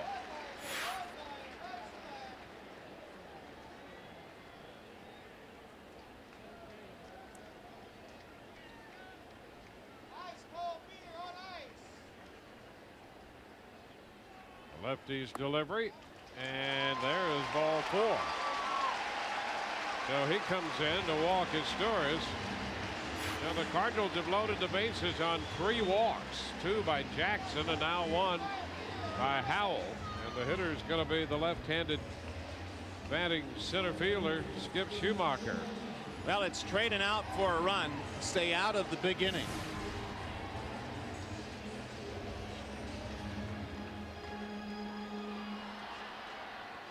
It's a little easier as a reliever to pitch when you're behind as opposed to when you're ahead. He's going to have to make some good ones here. And a little tap down the first base side, foul. Strike 1.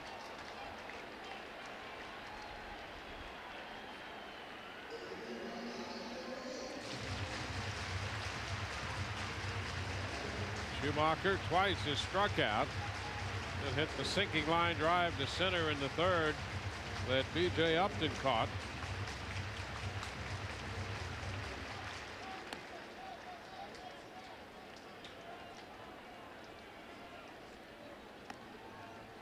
3 walks, and the Rays in a bit of a spot. 4 walks today by Edwin, 1 by J.P. Howell. Rays staff had given up just the 2 walks in the first 2 games. Both those came yesterday. An 0-1 count.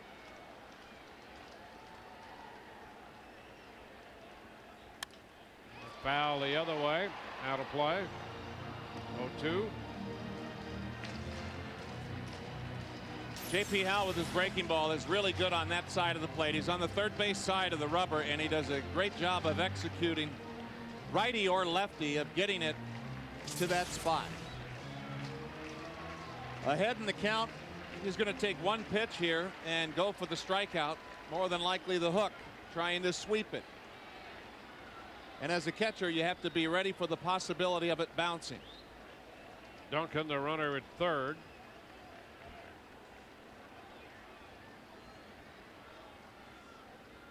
The 0-2.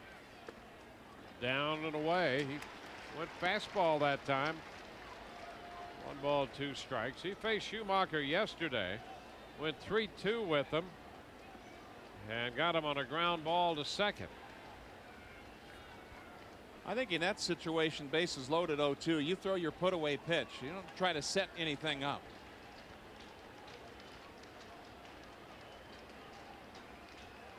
A 1-2.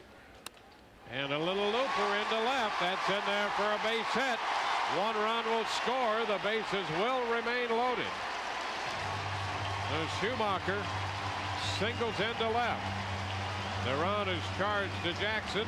Duncan crossing the plate. LaRue stopped at third. Well, you work so hard to get ahead in that situation. He has to throw a better breaking ball than that. That is right down the middle of the plate at the belt.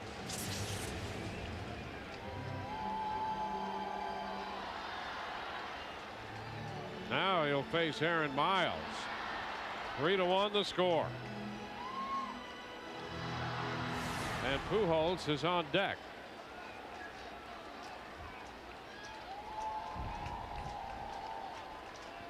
Miles had an infield hit in the first. He takes fastball for a strike. That's kind of into the wind, and look how much tailing action this pitch has on it. Coming back over the plate.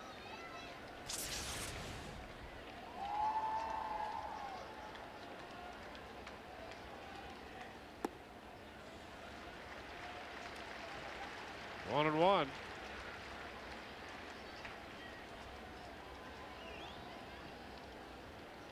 Keep that guy right where he is. Yeah. You're going to need a double play ball to do that. The 1-1. Down and in. 2 balls and a strike. Well, here's your prototypical fastball count, and we were talking earlier how Howell has, for the most part, good command of his breaking ball, and this is a good time to throw it in a fastball count with an aggressive hitter.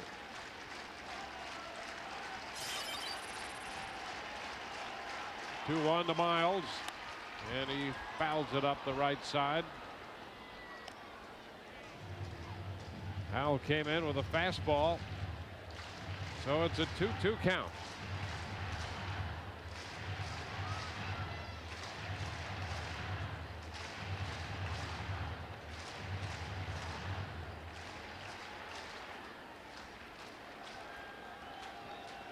Miles entered the game hitting .310 overall.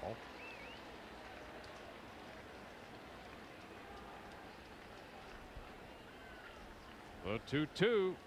He got it. Strike 3 call. Miles caught looking. 2 gone. Well, he was tantalized by that hook. He quit on it. It looked like it was going to be high. Everything in the at-bat was low.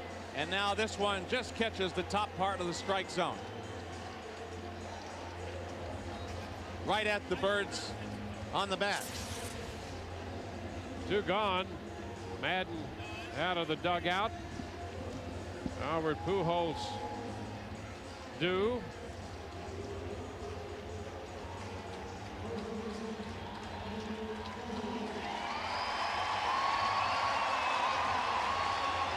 Hal staying on to face Pujols.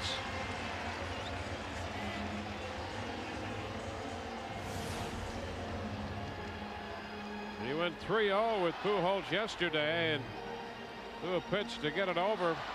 Pujols had the green light. Not a big surprise there, and he hit it out.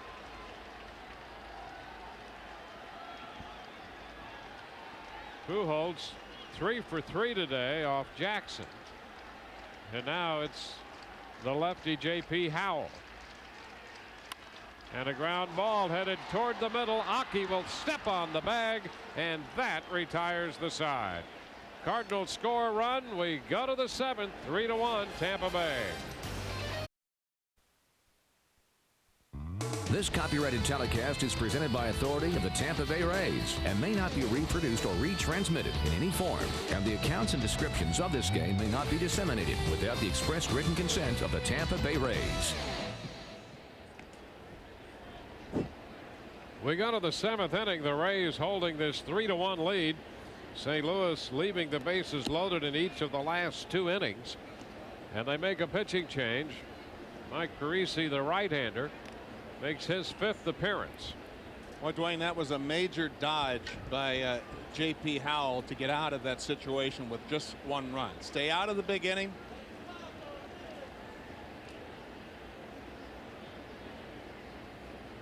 Well, it shows the need for more runs.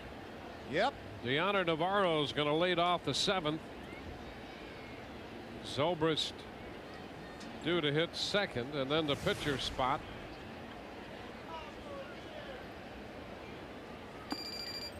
Deanna takes it too low, down and in. A ball, no strikes.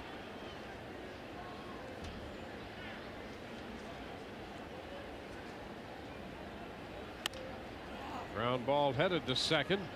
Miles will make the pickup and the toss to 1st. 1 away.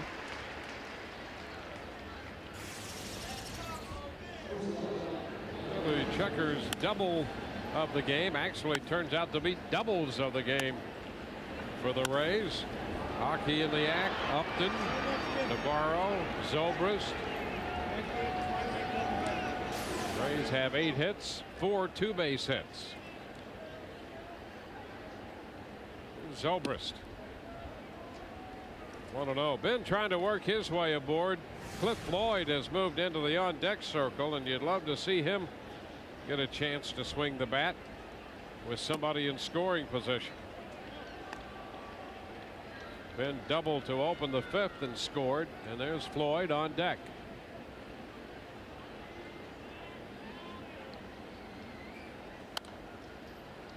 It's out of play. 2-1.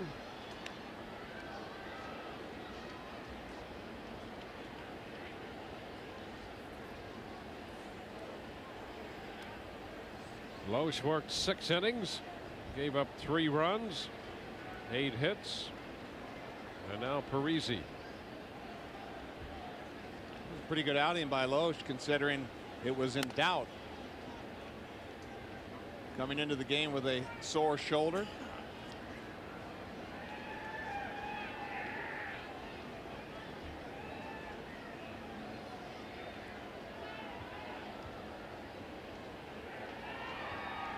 Parisi had been at Memphis, had been starting down there. And a liner toward the right side. That's going to be fair. Zobrist will dig for 2, and he's in there with a stand-up double. So Zobrist has his 2nd consecutive two-base hit.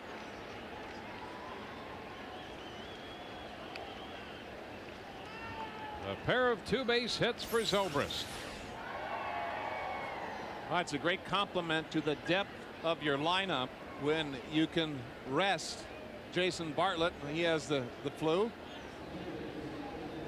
And those shots are always appreciated, don't you think, Dwayne? I would think so. Almost as good as a shot fair up the right field line. Uh-huh. Now Cliff Floyd.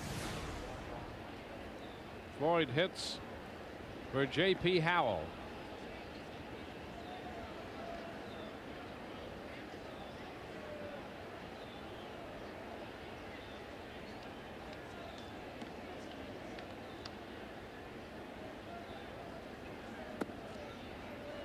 It's too low, down and in. Well, Floyd coming off the bench, ready to hit. Doubled in a run in the game yesterday as a pinch hitter.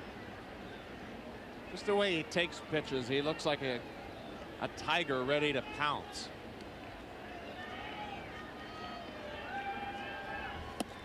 Wave and a miss. It's 1-1. Boy, if he makes contact with this swing, that ball will hurt.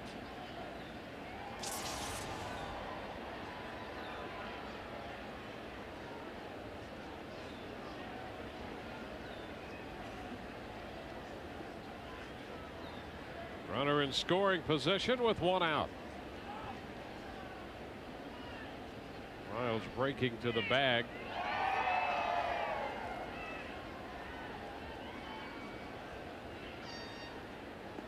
Zobrist swiped third in the fifth and scored on LaRue's throwing error.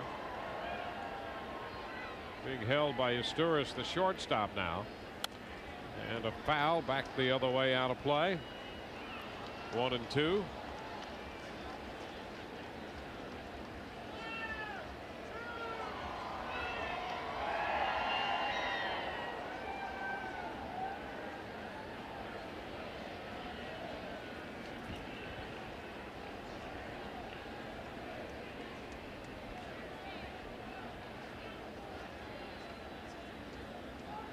Turn, throw back to second base with Usturis breaking to the bag. And Yep. back in. At this point, that is a big run out there.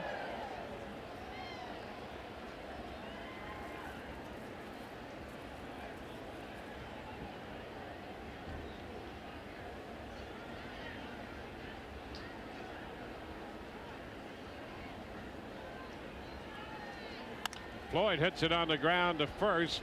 Pujols has it. He'll make the toss to Parisi. Zobrist advances to third. He's there with two outs for the top of the order. Today's game is brought to you in paradisical high definition. For a list of cable and satellite providers offering FSN Florida in HD, along with channel numbers, log on to sunsportstv.com. What would be a synonym for paradisical? Nirvana, heaven, the best place you could be, and you could watch it in HD. The pitch to Aki is too high. 1 ball, no strikes. I've been known to make up words before. I've just never heard of that word before. High popper left side. Loss and Usturis after it. Usturis, the shortstop, makes the catch, and that retires the side. Rays leave a man. We got to the bottom of the 7th. 3-1 Tampa Bay.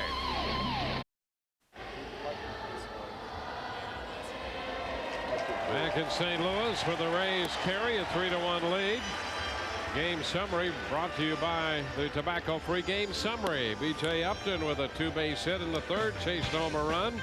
Then Zobrist stealing third and scoring on the throwing error. That made it 3-0. Meanwhile, Edwin Jackson, who pitched 5 1/3, charged with 1 run on 6 hits. He struck out 7 today and departed in favor of J.P. Howell, who got out of the 6th. And Stan Musial, the greatest Cardinal of all time, honored before the game here.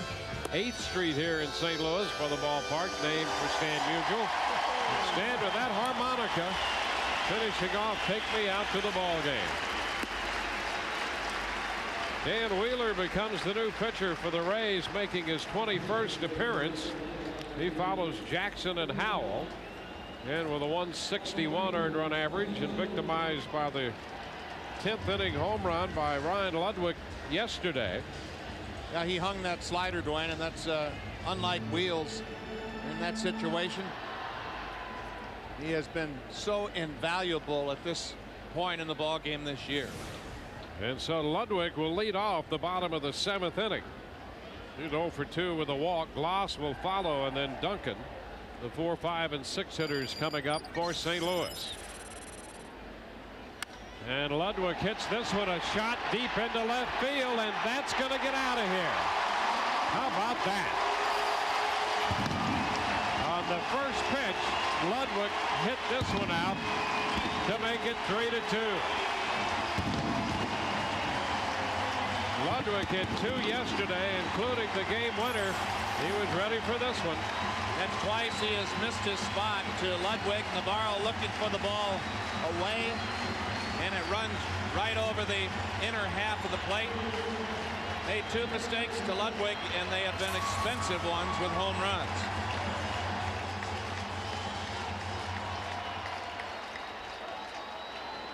So it's a 3-2 ball game.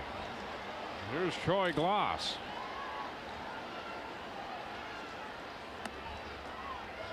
Pitch inside, a breaking ball. 1-0.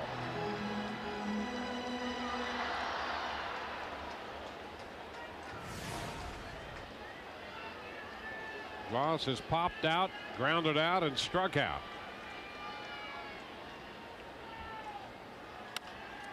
And a fly ball into center field. That'll be caught by Upton. 1 away.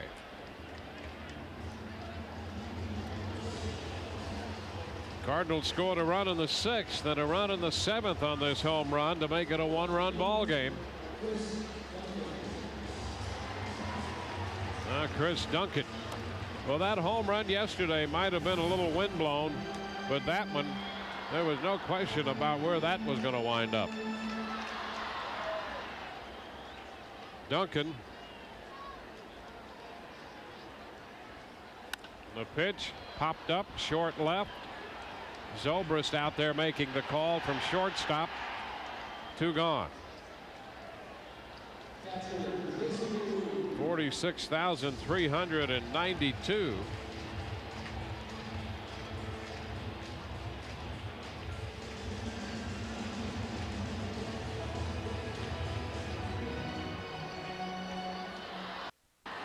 Now Jason LaRue.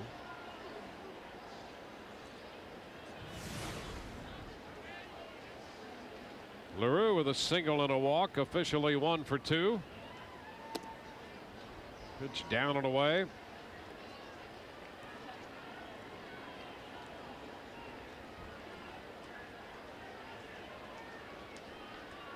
Two outs, bases empty. Upstairs. Fastball high, 2-0.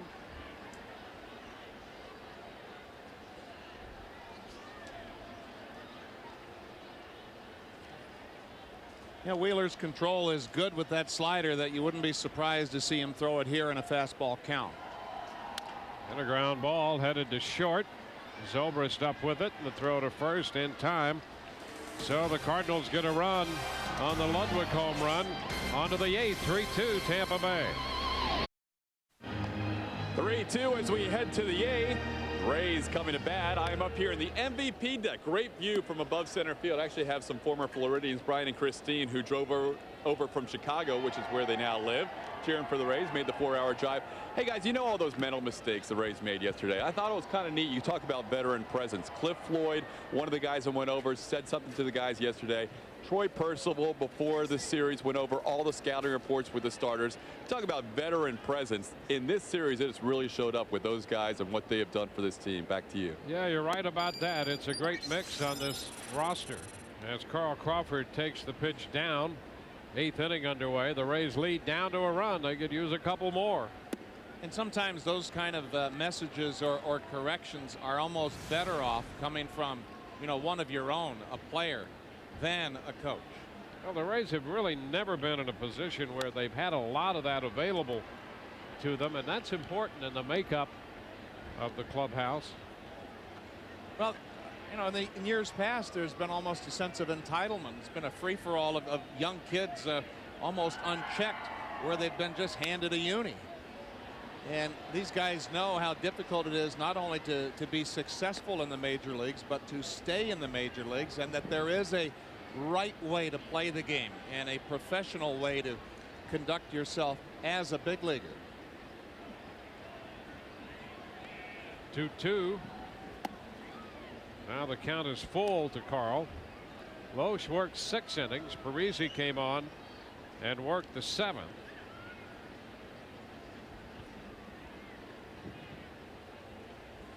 There's a hot shot high and deep to center. Schumacher back. It's gone. Home run for Carl Crawford. Carl's 4th home run of the year, and that will make it a 4-2 ball game. Big run that is right there. So Crawford connects to get that run back. Well, it was just about getting this up in the jet stream. Carl with good downswing through the ball to create that backspin and the lift. Here's BJ shooting one foul. Alltel Wireless, there's a circle for everyone. Call 5, 10, or 20 free numbers on any network with My Circle exclusively from Alltel.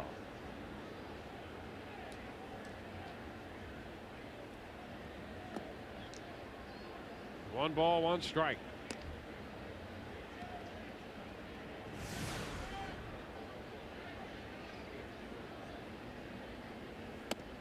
BJ takes it inside. Carl with 3 hits yesterday has a big one here in the 8th inning today.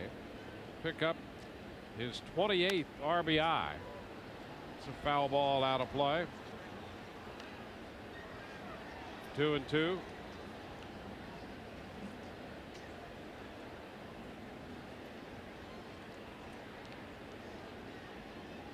Way to go, Carl.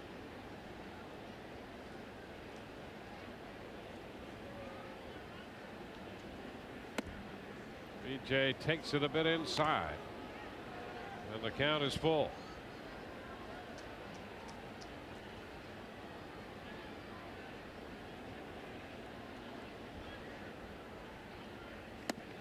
And BJ is out on strikes this time. That will be the first out here in the 8th. Every Sunday, a family fun day presented by the St. Petersburg Times. Don't miss the next one. Sunday, May 25th, when the Rays take on the Orioles. First 7,500 youngsters 14 and under receive a Go Rays foam burst. Visit RaysBaseball.com to get your tickets. Now Carlos Pena. Pena looking for his first hit. Strike one. It wouldn't take much for him to get it up in the air.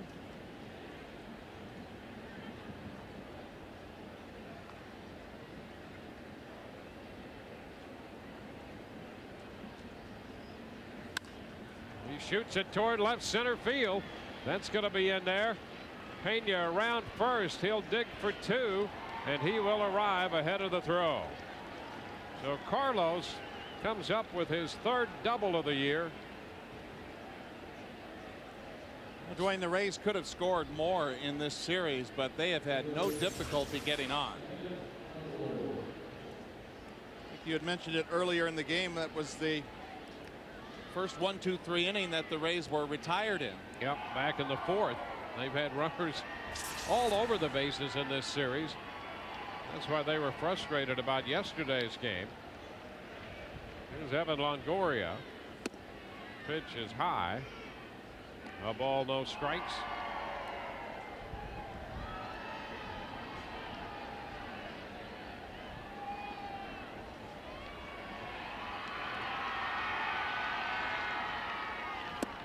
He's out in front. The count is a ball and a strike.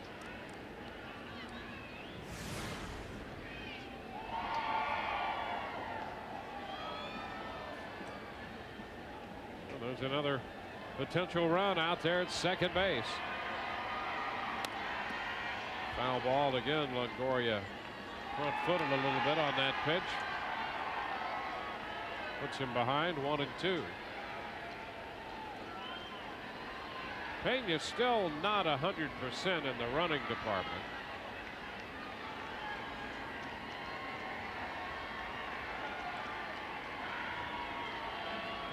One-two delivery.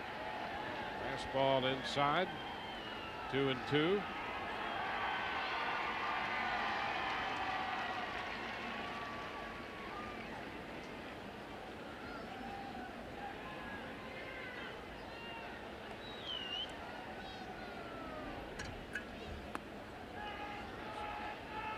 Take the count all the way out.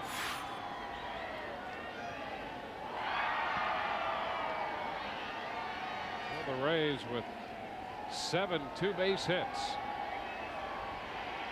8 is the team record in one game. Swing and a miss. Longoria out on strikes. Parisi picks up the second out. His second strikeout. Derek Hinske.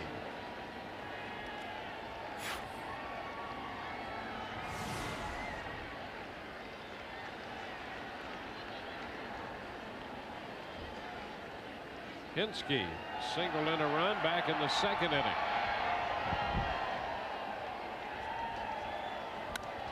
Fouls that first one out of play. Ball game in the 8th.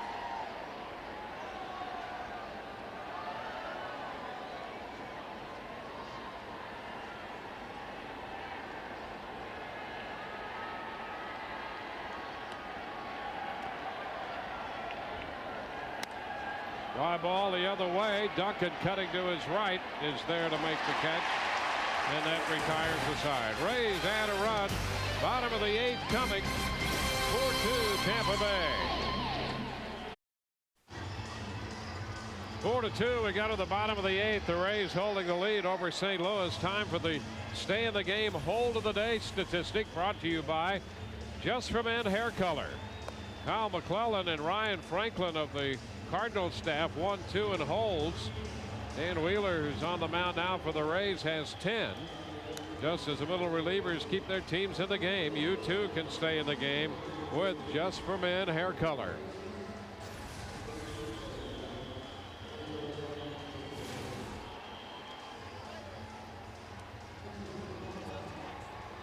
Gabe Gross enters the game to play right field. Rays make a defensive switch. It replaces Hinske.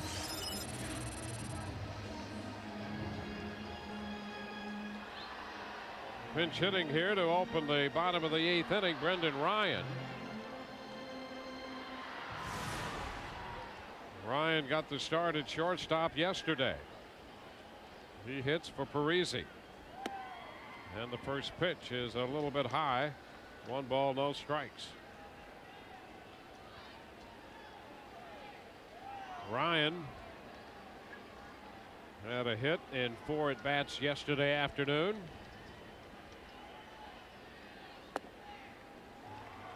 Wheeler misses low. 2 balls, no strikes. Historis due next, and then the top of the order, Schumacher. Wheeler touched for the home run in the 7th inning by Ludwig.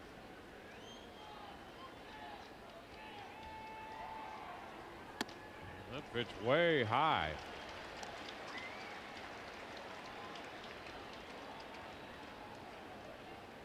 Reyes and Miller due in the bullpen. Miller the lefty and Reyes the righty.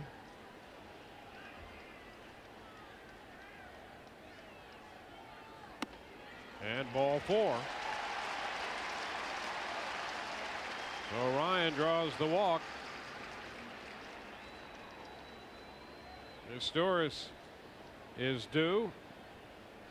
And Joe Madden comes out of the dugout with an eye toward the bullpen. So a leadoff walk. We'll be back with the new Rays pitcher in a moment.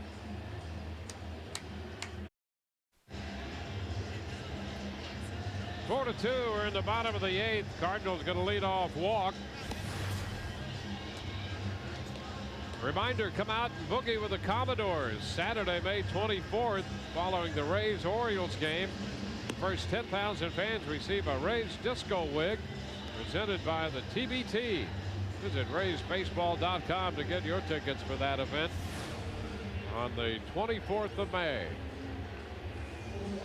Trevor Miller is the new pitcher for the Rays. Wheeler worked 1 inning, departs here in the 8th after giving up the walk. 21st appearance for Trevor. Miller with a .386 ERA, and Historis will turn around to hit right-handed. Pitch is away to him. 1 ball, no strikes.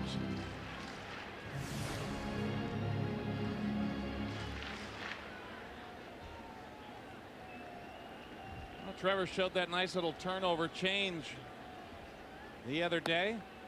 Be a good ground ball pitch, which is exactly what he's looking for here. A 2-0 count.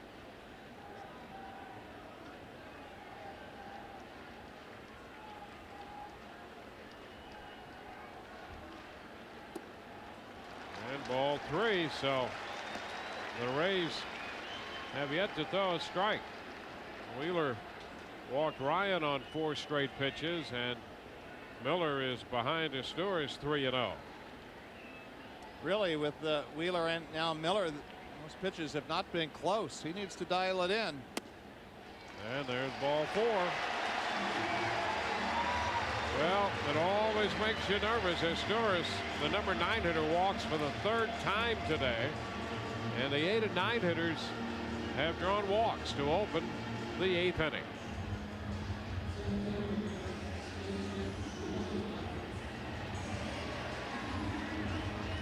That old mantra, you play to tie at home and win on the road.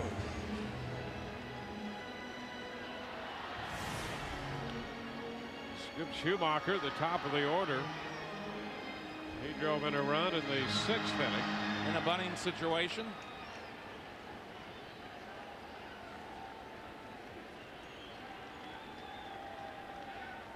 Nobody out. And he takes the pitch down. 1-0. The Rays pitchers can't find the strike zone here in the 8th.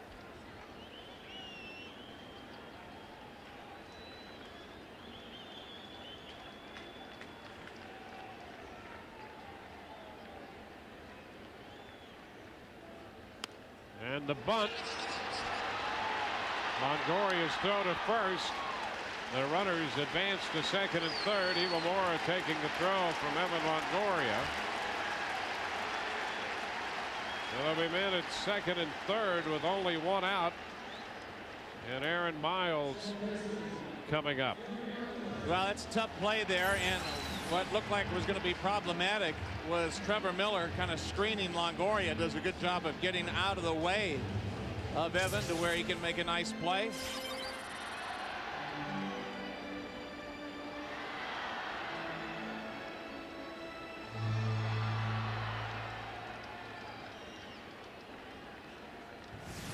So Miles, who had the infield hit in the 1st inning, 1 for 4. He fouls it back. Strike 1.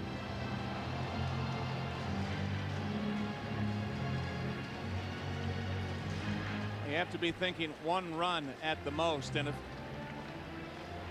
Miles gives up a ground ball, I would walk Pujols, even though that would represent the go-ahead run. He's one of the best for a reason. The 0-1 and a line drive. That's going to be a base hit. 1 run is in. Historis will score. This game is tied. Miles drives in 2. It's a 4-4 ball game.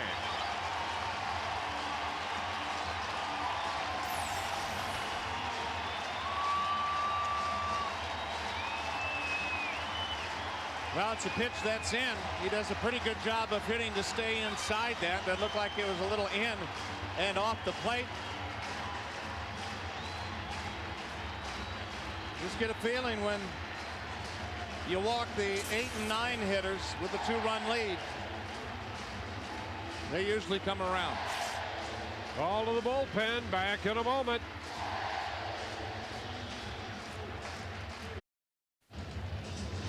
This game is tied 4-4 in the bottom of the 8th inning.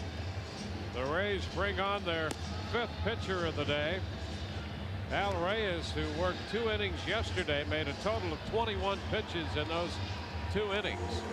Makes his 10th appearance. He'll be facing Albert Pujols with a runner at first base and 1 out. Well, this will be high drama.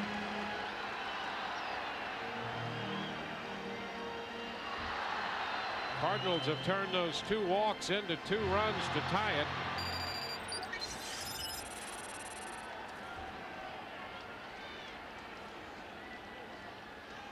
Here's Pujols.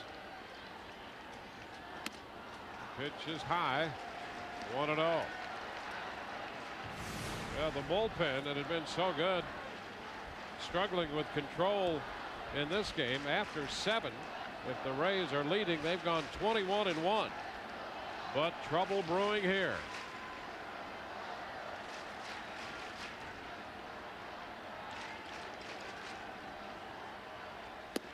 Pujols takes one down.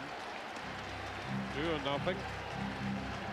Rays pitching, walking 7 men.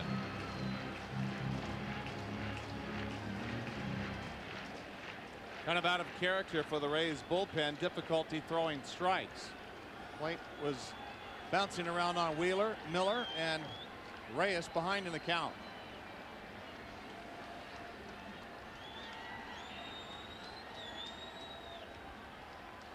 The 2-0. There's a strike. Well, these 7 walks have all come in the last 4 innings. They've helped the St. Louis offense.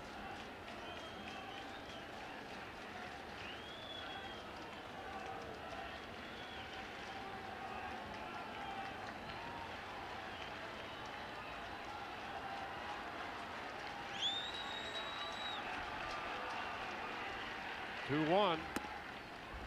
Little bit wide.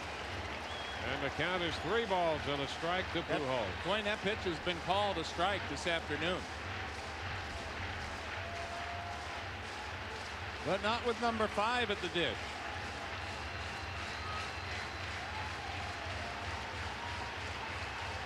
What do you think he's looking for? 3-1. He's going to be swinging hard. Change up coming. And he fouls it. Skipping up into the seats. Good pitch. Opened him up. When you're out in front like that, you tell yourself as a hitter, stay back. Keep it closed. And that can make that fastball, if Reyes wants to throw that, a little bit better. With Pujols telling himself to do those things.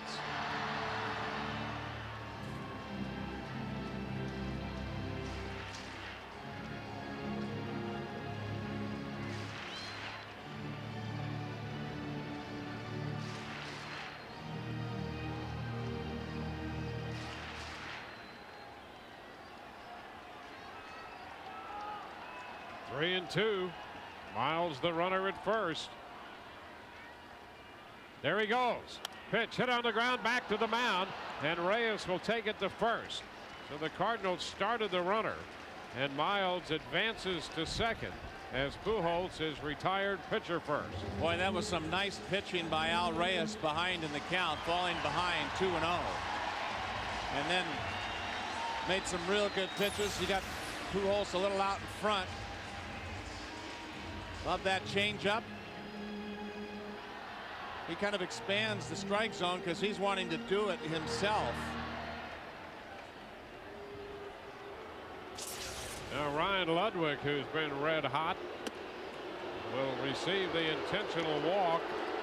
Now this is even though it's putting the winning run on base, Joe Madden knows Troy Glaus from their days in California, and he knows that Glaus's swing has more holes in it, especially now, than Ryan Ludwig.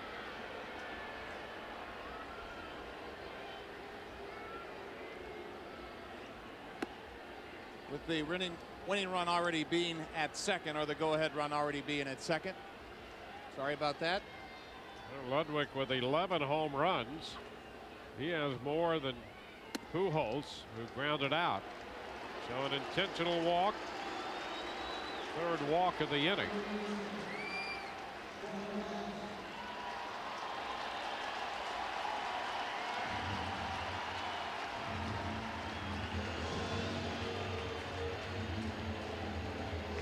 Hitter will be Troy Glass.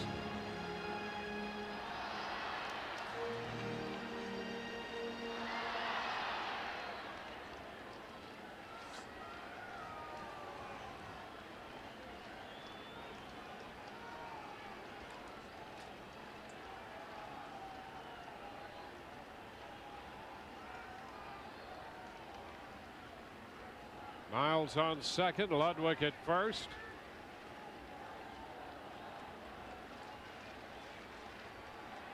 Four ball game, bottom of the eighth.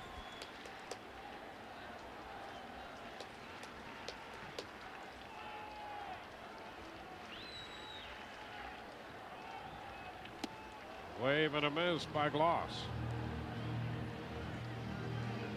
Watch the swing of Gloss and look at the loop that Reyes has found.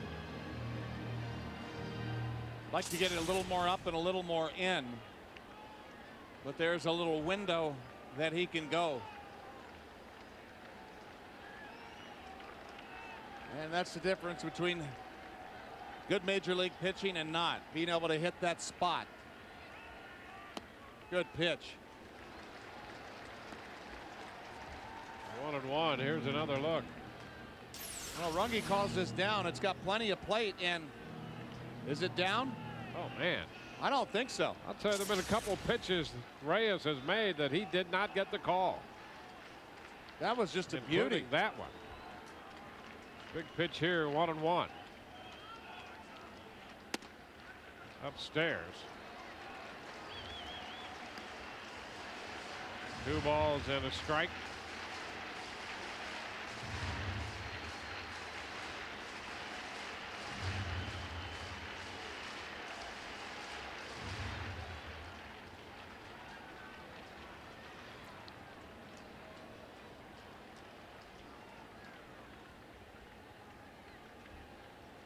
Two one. Glass waves and misses. It squares it at 2-2. 2 men on, 2 men out. 2 balls, 2 strikes the count. I don't know how this is going to work out, but Dwayne, Al Reyes, when right, really makes a lot of good pitchers. Yes, he does. You are absolutely right.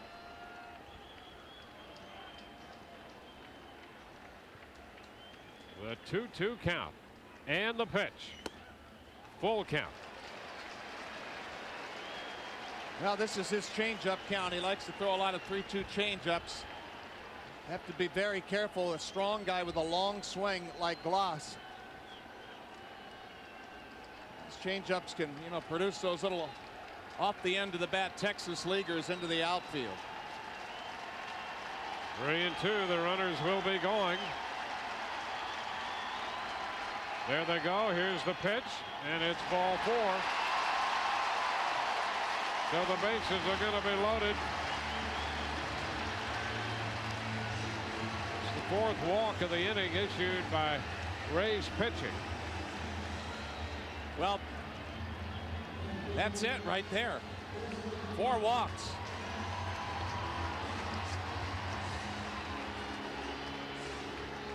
And really the Cardinals sin, pardon the pun, was walking the 8 and 9 hitters to start this inning. Cardinals now have as many walks as they have hits in this game. And here's Chris Duncan. First ball fastball hitter. The pitch is down. 1-0. Duncan has a hit today. That came back in the 2nd. He walked and scored in the 6th. Wave and a miss. Out in front. Back-to-back changeups. Down at 3rd, Miles. Ludwig at 2nd. Gloss at first.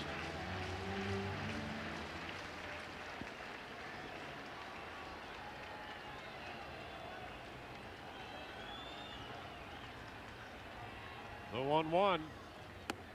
It's high. 2 balls and a strike. 3 changeups in a row. Knowing that Duncan is an aggressive fastball hitter. Yeah, a lot of those fastball hitters, you can throw a changeup on every pitch and they'll still be looking heater. The 2-1. Swung on and a fly ball lifted into right. Gross shading his eyes, makes the catch, and that retires the side. St. Louis in with 2 through 8. We're tied 4-4.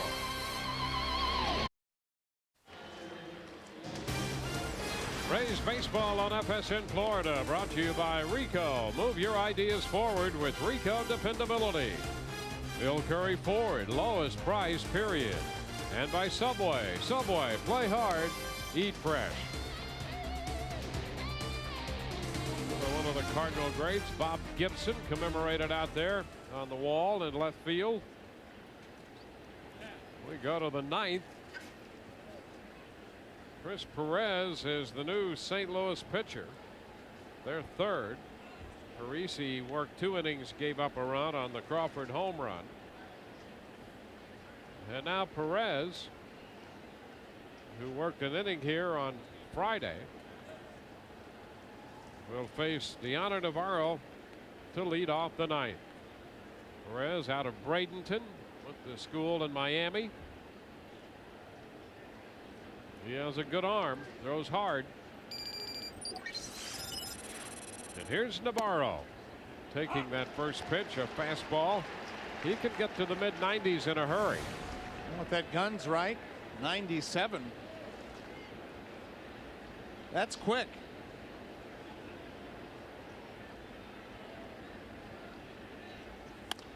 And a pop-up right side foul.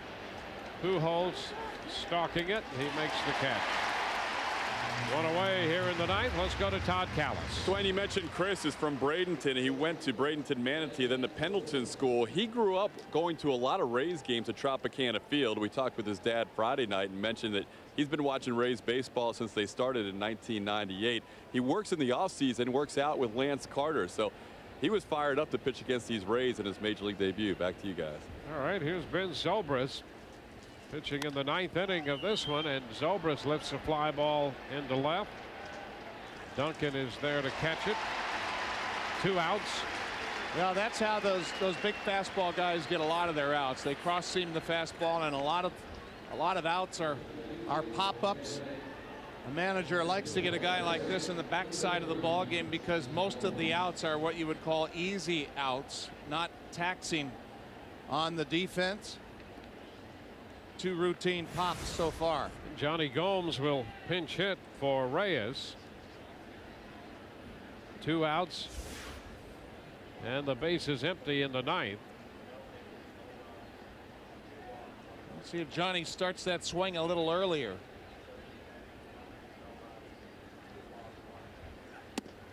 And the pitch is in there, a strike. Strong mid-90s there from the Cardinal right-hander Chris Perez. Dwayne, just in taking that pitch, he looked late on it. Yeah. He swings and lifts a fly ball into right. Ludwig got a late jump, but he comes in and makes the catch. It's a 1-2-3 9th. Bottom of the 9th coming. Tied 4-4. 4-4 ball game. Crowd of better than 46,000 here this afternoon in St. Louis. Cardinals scored 2 in the 8th to tie it. Gary Glover comes on for the 13th time. He's the 6th Rays pitcher of this game. Edwin Jackson will not figure in the decision. He left with a chance to win it. But again, he will not get a decision. You have to get Edwin a horseshoe and a couple rabbit's feet and a 4-leaf clover, I think.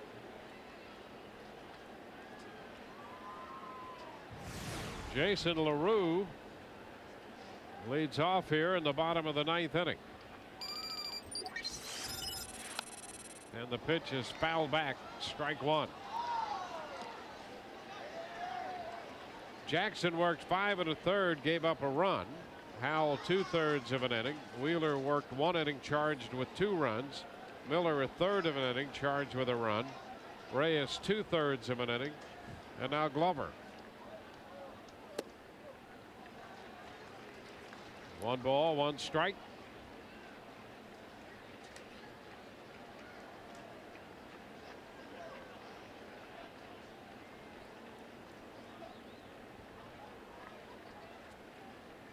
Swing and a miss.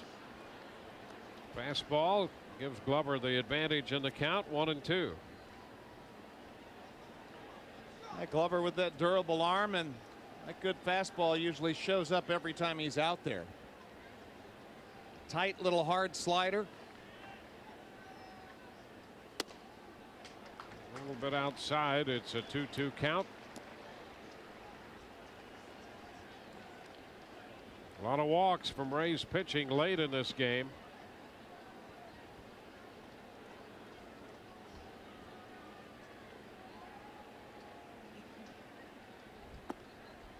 And now ball 3. 3-2.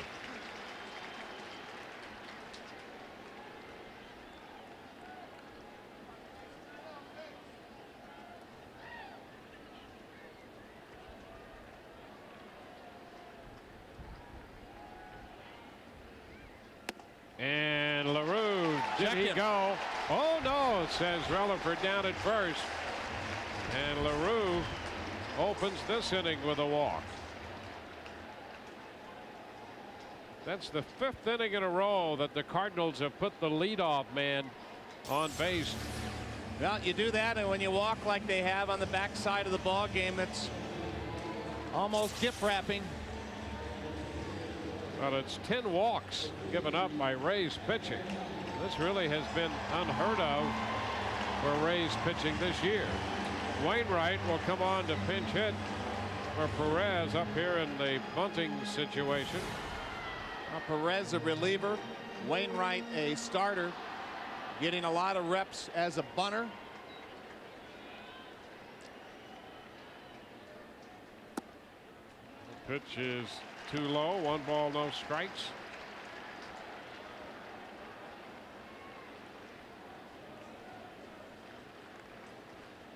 Remember, he's a good stick. He's a good hitter.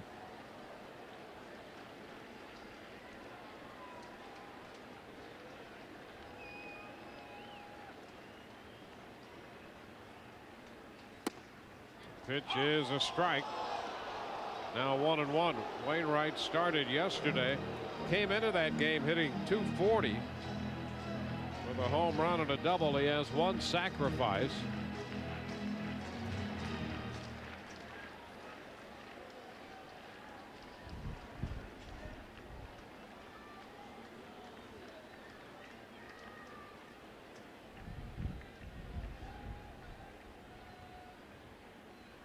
And the bunt, first base side, that's foul, picked up by Perez.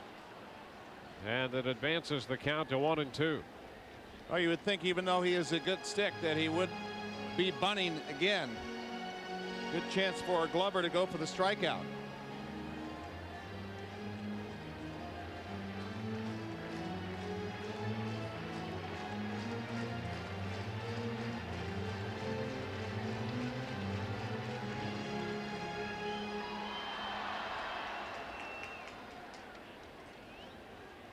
Runner at first, LaRue.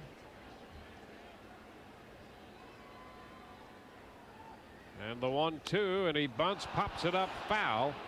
So that'll go as a strikeout on the sacrifice attempt.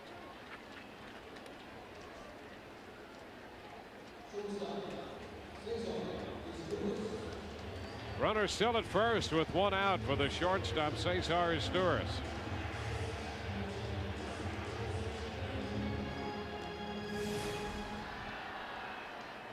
You know, yesterday the Rays had a lot of problems on the base paths with their base running, and obviously some difficulty, especially coming out of the pen with the base on balls. 10 walks. That's hard to believe. Way high to Glover, or from Glover. Well, Asturias has walked 3 times today. 4 of those 10 walks have come to the 8 and 9 spots in the order.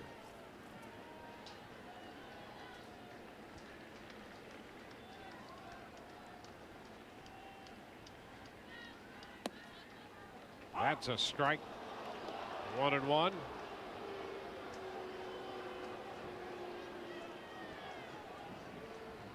Glover walked LaRue to start the 9th. Got the strikeout on the sacrifice attempt by Wainwright.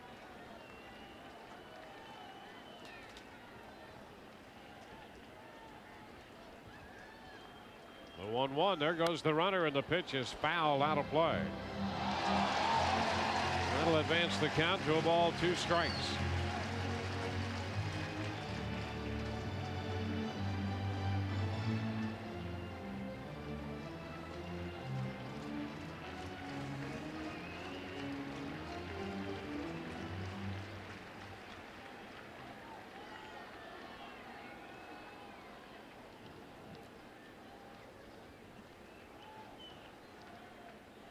The 1-2. He lifts it to the left side. Now that's got a chance to come back. And Longoria reaching into the dugout. It stays out of play. The count is still 1-2.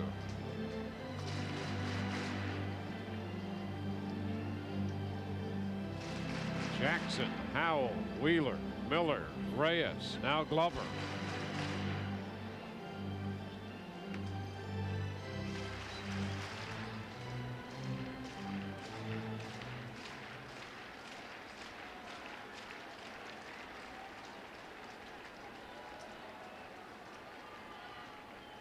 One-two pitch. Ground ball, third base. Backhanded by Longoria. Joe to first is wide. And down to second base, LaRue. That was a great effort. Longoria came up with that ball and had a very difficult chance to get Asturias, who has an infield hit. Well, that also prevented LaRue from going over to third base.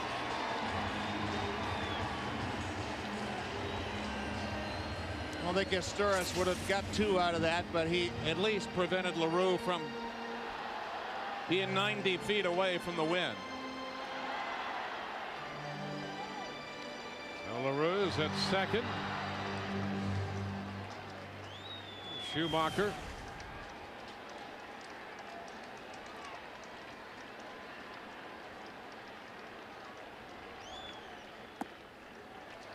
The pitch is down. Cardinals playing without Ankiel in their lineup with that shoulder.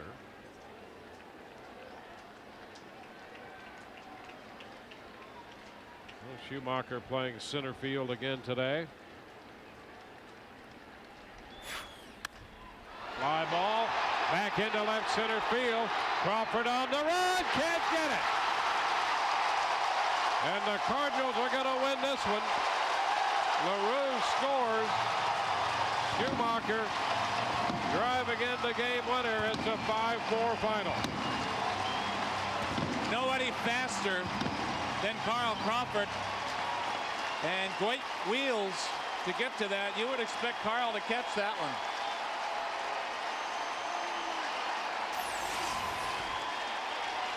Here's a look with Carl going to his left and into the gap. Kind of into the wind.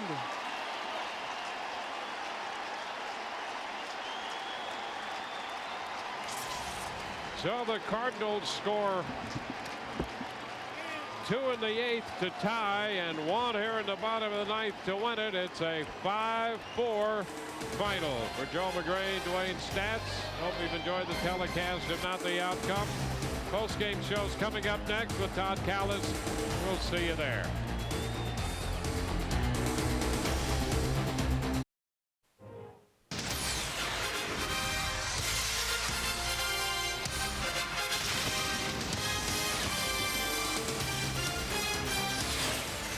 It is time for the Rays post-game show from St. Louis, where the Cardinals have won 2 out of 3, winning both of their games in walk-off fashion today. It was a 9th inning walk-off double over the head of Carl Crawford that provides the game winner. Both teams with 11 hits, but the Rays pitching staff from the 5th inning on walked 10 batters, and that 10th walk came around to score what turned out to be the walk-off game-winning run. Final score 5-4, so a couple of tough losses here for the Rays in St. Louis to kick off this road trip after opening with a victory. And with their thoughts on today's game, we take it upstairs to Dwayne and Joe, guys. Yeah, Todd, 2 very disappointing losses for the Rays. Yesterday, their base running really let them down. Today, the bullpen let them down, Joe. And there's Edwin Jackson pitching well enough to win again, this time a no decision. Well, I think you really have to be heartened if you're Joe Madden by how he has pitched the last 3 times out. And one of the things that we talked about, how he really may have taken a step forward in his last start, was his ability to make pitches and get himself out of situations that he had created. He did that again this afternoon. So I know you have to find some way to get this guy a win before it becomes a very mentally frustrating thing for him. He has pitched too good the last 3 times to not come away with W's. Yeah, 7 strikeouts for Edwin. That our Sonic highlight. And on the flip side of all that, you just can't lose 5 base runners the way the Rays did yesterday and walk 10 men the way they did today and expect good things to happen. And so this club's been a resilient team. They're headed to Oakland. They're going to have to regroup and play where they have had difficulty playing in the past. Well, this was a very sweepable series for the Rays. Obviously, they had it right in their grasp. And I think today with the 10 walks, it's really just an anomaly because we have grown to really count on the bullpen with the veteran presence. And it's just one of those things to put in the circular file and make our way to Oakland. Yeah, only the 2nd time the Rays have lost after leading 7 innings or beyond. They are 21-2 now when they carry the lead into the 7th inning. This was not one of those good days. Todd? No, you're right. It really wasn't. And guys, for the first time since Tuesday night when they defeated the New York Yankees, the Rays will not be in first place at the end of the day as they lose the game today here to St. Louis. Boston won the doubleheader yesterday against Milwaukee, swept the series with a win today. So Boston now owns a 1-game lead in the American League East. We'll come back with plenty more from St. Louis, Missouri, as you see the Cardinals scoring the game-winning run as they celebrate in front of a sold-out crowd here at Busch Stadium. More Rays post-game show after this on FSN Florida.